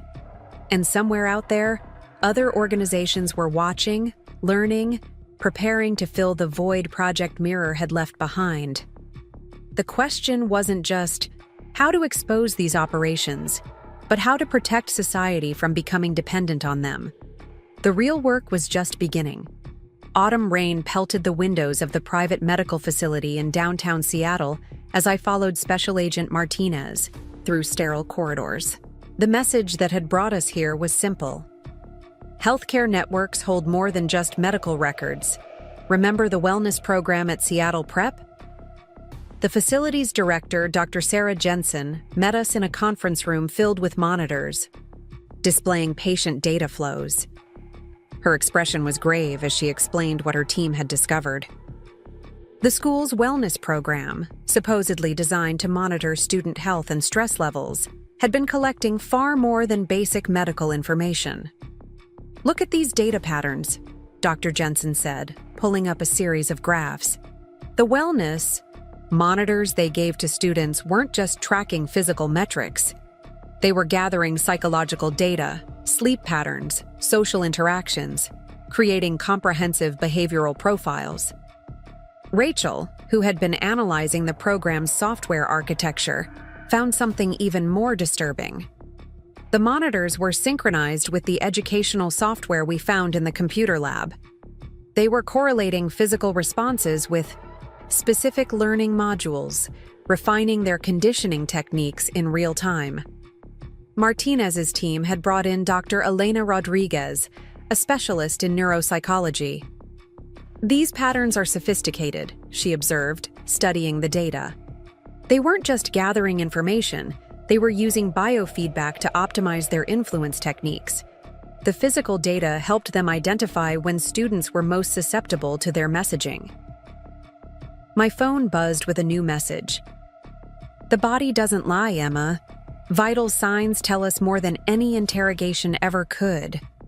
Why do you think we insisted on those regular health screenings for all staff? The memory hit me like a physical blow. The mandatory health screenings Mark had implemented for teachers, claiming they were part of an enhanced benefits package. We'd all been so grateful for the comprehensive health care that we never questioned the extensive nature of the tests. Dr. Jensen pulled up more records. The staff screening program was feeding data into Project Mirror's behavioral prediction models. They were monitoring stress responses, hormone levels, sleep quality, anything that might indicate resistance to their influence or potential to break conditioning. Rachel discovered something in the personnel files that made her gasp. The wellness program wasn't just monitoring. Look at these prescription patterns. They were subtly manipulating staff members' medication regimens, small adjustments to anxiety medications, sleep aids, focus enhancers. Martinez immediately began coordinating with the FBI's Healthcare Fraud Division. The implications were staggering. Project Mirror had effectively created a medical surveillance network that extended far beyond Seattle Prep. Dr. Rodriguez identified patterns in the prescription algorithms. They were using medication adjustments to enhance their conditioning programs, increasing susceptibility during key training periods, maintaining emotional stability in their assets, even inducing specific stress responses when they needed to create pressure points. My phone lit up again. Now you're understanding. The body is the key to the mind. Control someone's physical state, and their mental state follows. Check the long-term care facilities. Some secrets are buried in plain sight. The investigation expanded to local nursing homes and rehabilitation centers. Project Mirror had infiltrated healthcare networks at every level, using medical data to identify potential leverage points and maintain control over their assets. Dr. Jensen discovered a pattern in patient transfers. They were moving specific patients between facilities, creating seemingly random connections. But look at the visiting patterns. Family members from different target organizations, crossing paths in waiting rooms, sharing concerns over coffee. They turned healthcare facilities into intelligence-gathering hubs, Martinez realized. Personal conversations, family dynamics, vulnerabilities, all cataloged and analyzed by staff who'd been compromised through their own medical care. Rachel found evidence of systematic manipulation in mental health services. The Employee Assistance Program at Seattle Prep, it wasn't just providing counseling. They were identifying psychological pressure points, creating detailed profiles of emotional vulnerabilities. Dr. Rodriguez examined the counseling protocols. These therapy sessions were structured to elicit specific information while implanting subtle suggestions. They weren't healing people, they were programming them. My phone delivered another cryptic message. Healing and programming, two sides of the same coin. When you understand how to fix something, you also understand how to break it. The Mental Health Network was our masterpiece. The investigation led us to a renowned psychiatric hospital outside Seattle. The facility had received substantial funding from organizations we now knew were Project Mirror fronts. The truth we uncovered there was chilling. They were using legitimate therapeutic techniques to develop their manipulation protocols, Dr. Rodriguez explained, reviewing patient records. Every breakthrough in treating trauma or anxiety became a potential tool for creating emotional leverage. Martinez's team discovered that the hospital's research program had been feeding data directly to Project Mirror's behavior modification specialists. Years of therapeutic insights had been weaponized, turned into sophisticated manipulation techniques. Rachel found a connection that made her blood run cold. The hospital's outreach program. They provided counseling services to schools, corporations, government agencies. Every therapy session was an intelligence-gathering opportunity. Dr. Jensen identified patterns in how Project Mirror had utilized medical data. They weren't just collecting information. They were creating comprehensive profiles of physical and psychological vulnerabilities. Everyone who passed through their healthcare network became a potential pressure point. My phone buzzed insistently. The beautiful thing about healthcare is that everyone needs it eventually. Even the most powerful, the most resistant, the most cautious, they all end up in the system. And we were waiting. The scale of the operation was overwhelming. Project Mirror had effectively turned the healthcare system into a vast intelligence-gathering network, using medical necessity as a cover for systematic surveillance and manipulation. Martinez coordinated with federal healthcare regulators to begin identifying compromised facilities and personnel. But the damage was already done. Years of medical data had been weaponized, used to build detailed profiles of countless individuals. Dr. Rodriguez found evidence that Project Mirror had even infiltrated pharmaceutical research. They were funding studies, influencing drug development. Some of these medications were designed with subtle psychological effects that enhanced their conditioning protocols. Rachel discovered a pattern in how they'd targeted healthcare workers. Look at the staff selection criteria. They weren't just hiring qualified medical professionals. They were identifying people with specific psychological profiles, empaths who could gather information, pragmatists who could implement their protocols without ethical concerns.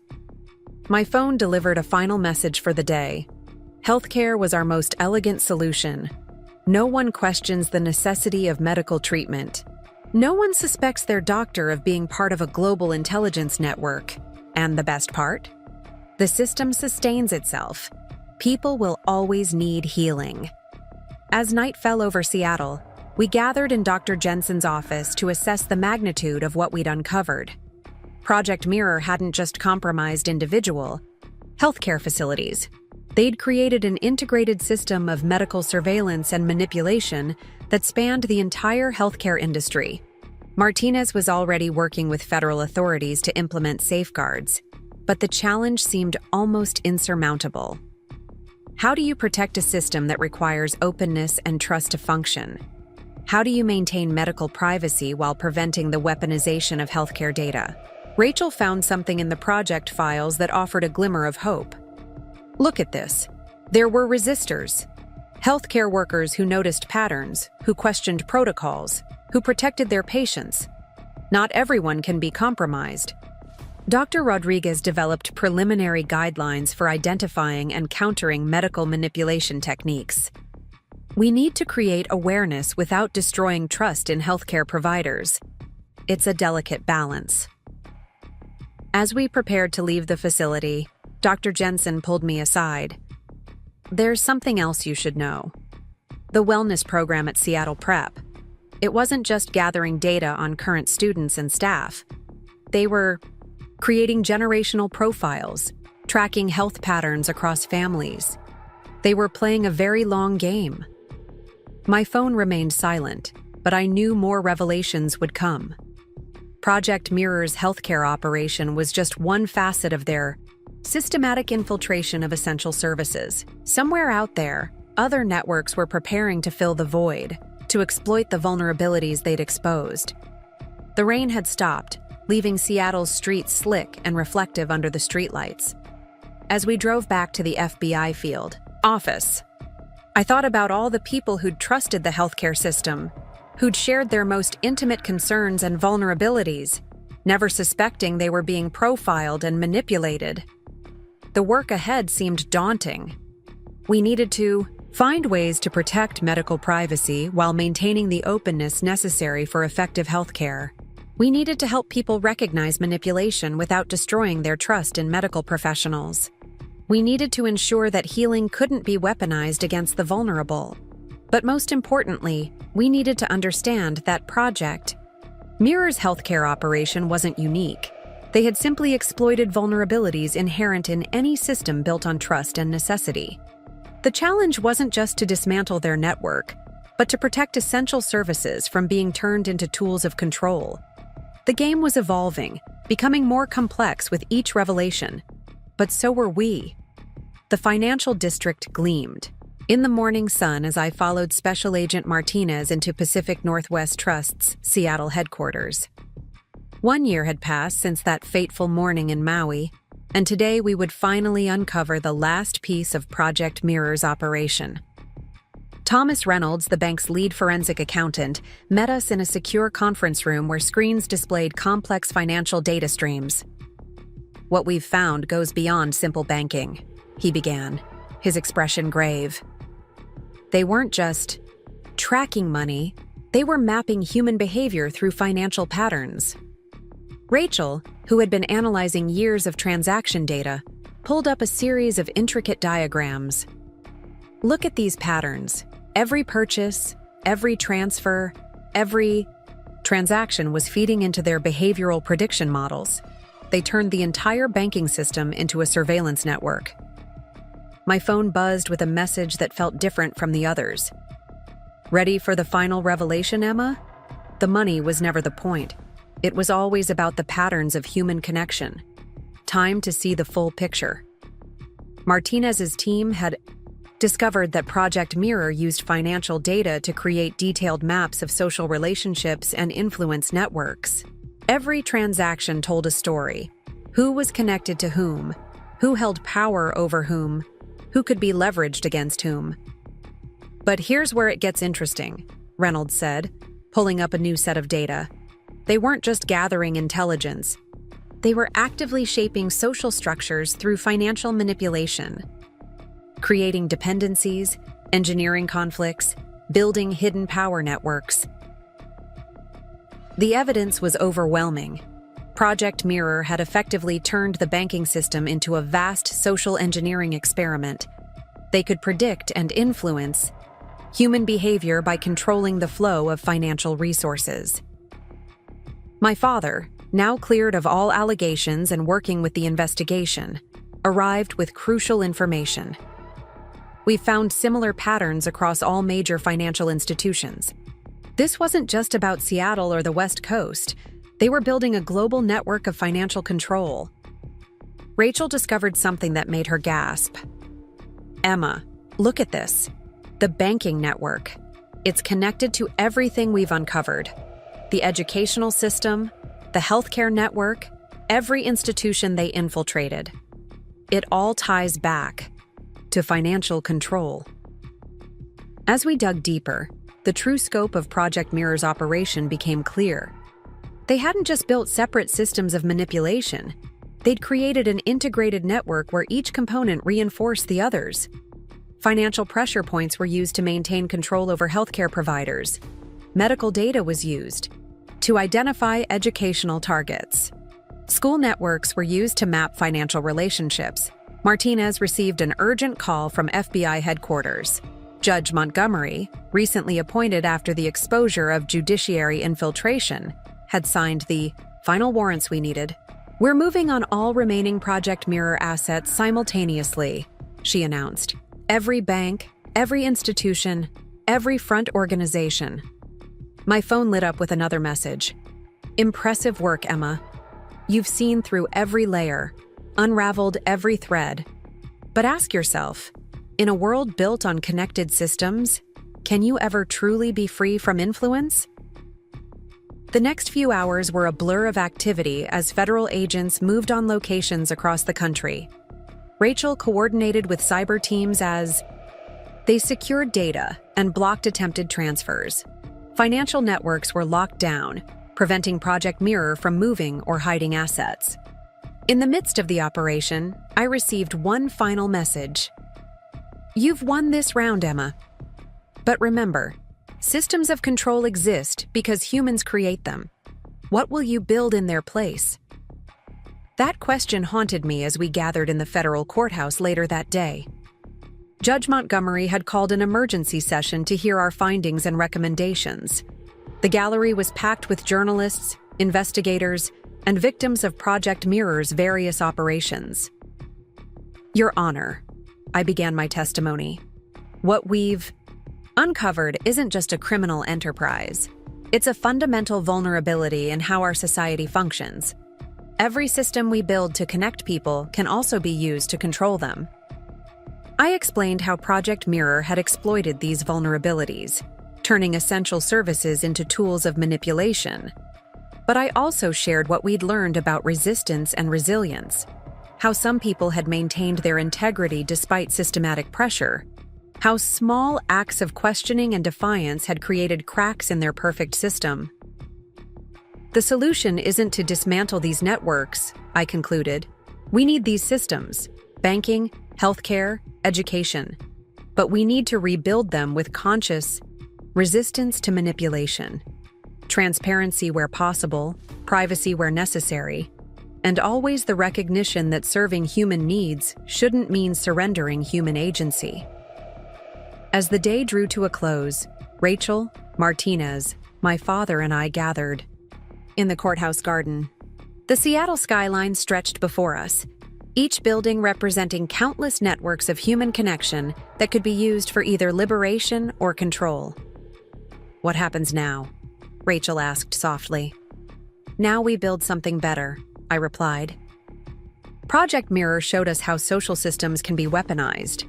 Our job is to show how they can be shields instead of weapons. Martinez shared news from other jurisdictions. Similar operations were being uncovered worldwide. Our experience in Seattle was becoming a template for exposing and dismantling these networks of control. The sun was setting over Puget Sound as we left the courthouse. I thought about the woman I'd been a year ago, stranded in Maui with nothing but $26 and a broken heart. Mark had thought he was breaking me, but instead he'd helped create something Project Mirror. Never intended. Someone who could see through their illusions and help others do the same. As we drove through the city, each streetlight represented a point of connection in the vast human network that surrounded us. Project Mirror had tried to turn these connections into chains. Our job now was to transform them into bridges. The game wasn't ending. It was evolving into something new. A contest not between controllers and controlled, but between those who would use social systems as weapons and those who would transform them into tools for human flourishing. They had taught me every trick, every manipulation, every method of control. Now, I would use that knowledge to help others protect themselves, to build systems resistant to manipulation, to create networks that connected without controlling. The Seattle night sparkled with possibility as we pulled up to my new apartment. Somewhere out there, other organizations were watching, learning, preparing to fill the void Project Mirror left behind. But this time, we weren't starting from zero. We had understanding, experience, and most importantly, hope. I thought about all the other victims out there, not just of Project Mirror, but of every system that sought to control through deception. They deserved to know the truth. They deserved to understand how these mechanisms of control operated. And now, they would. The game would continue, but the rules had changed. And we were ready. Up next, you've got 2 more standout stories right on your screen. If this one hit the mark, you won't want to pass these up. Just click and check them out.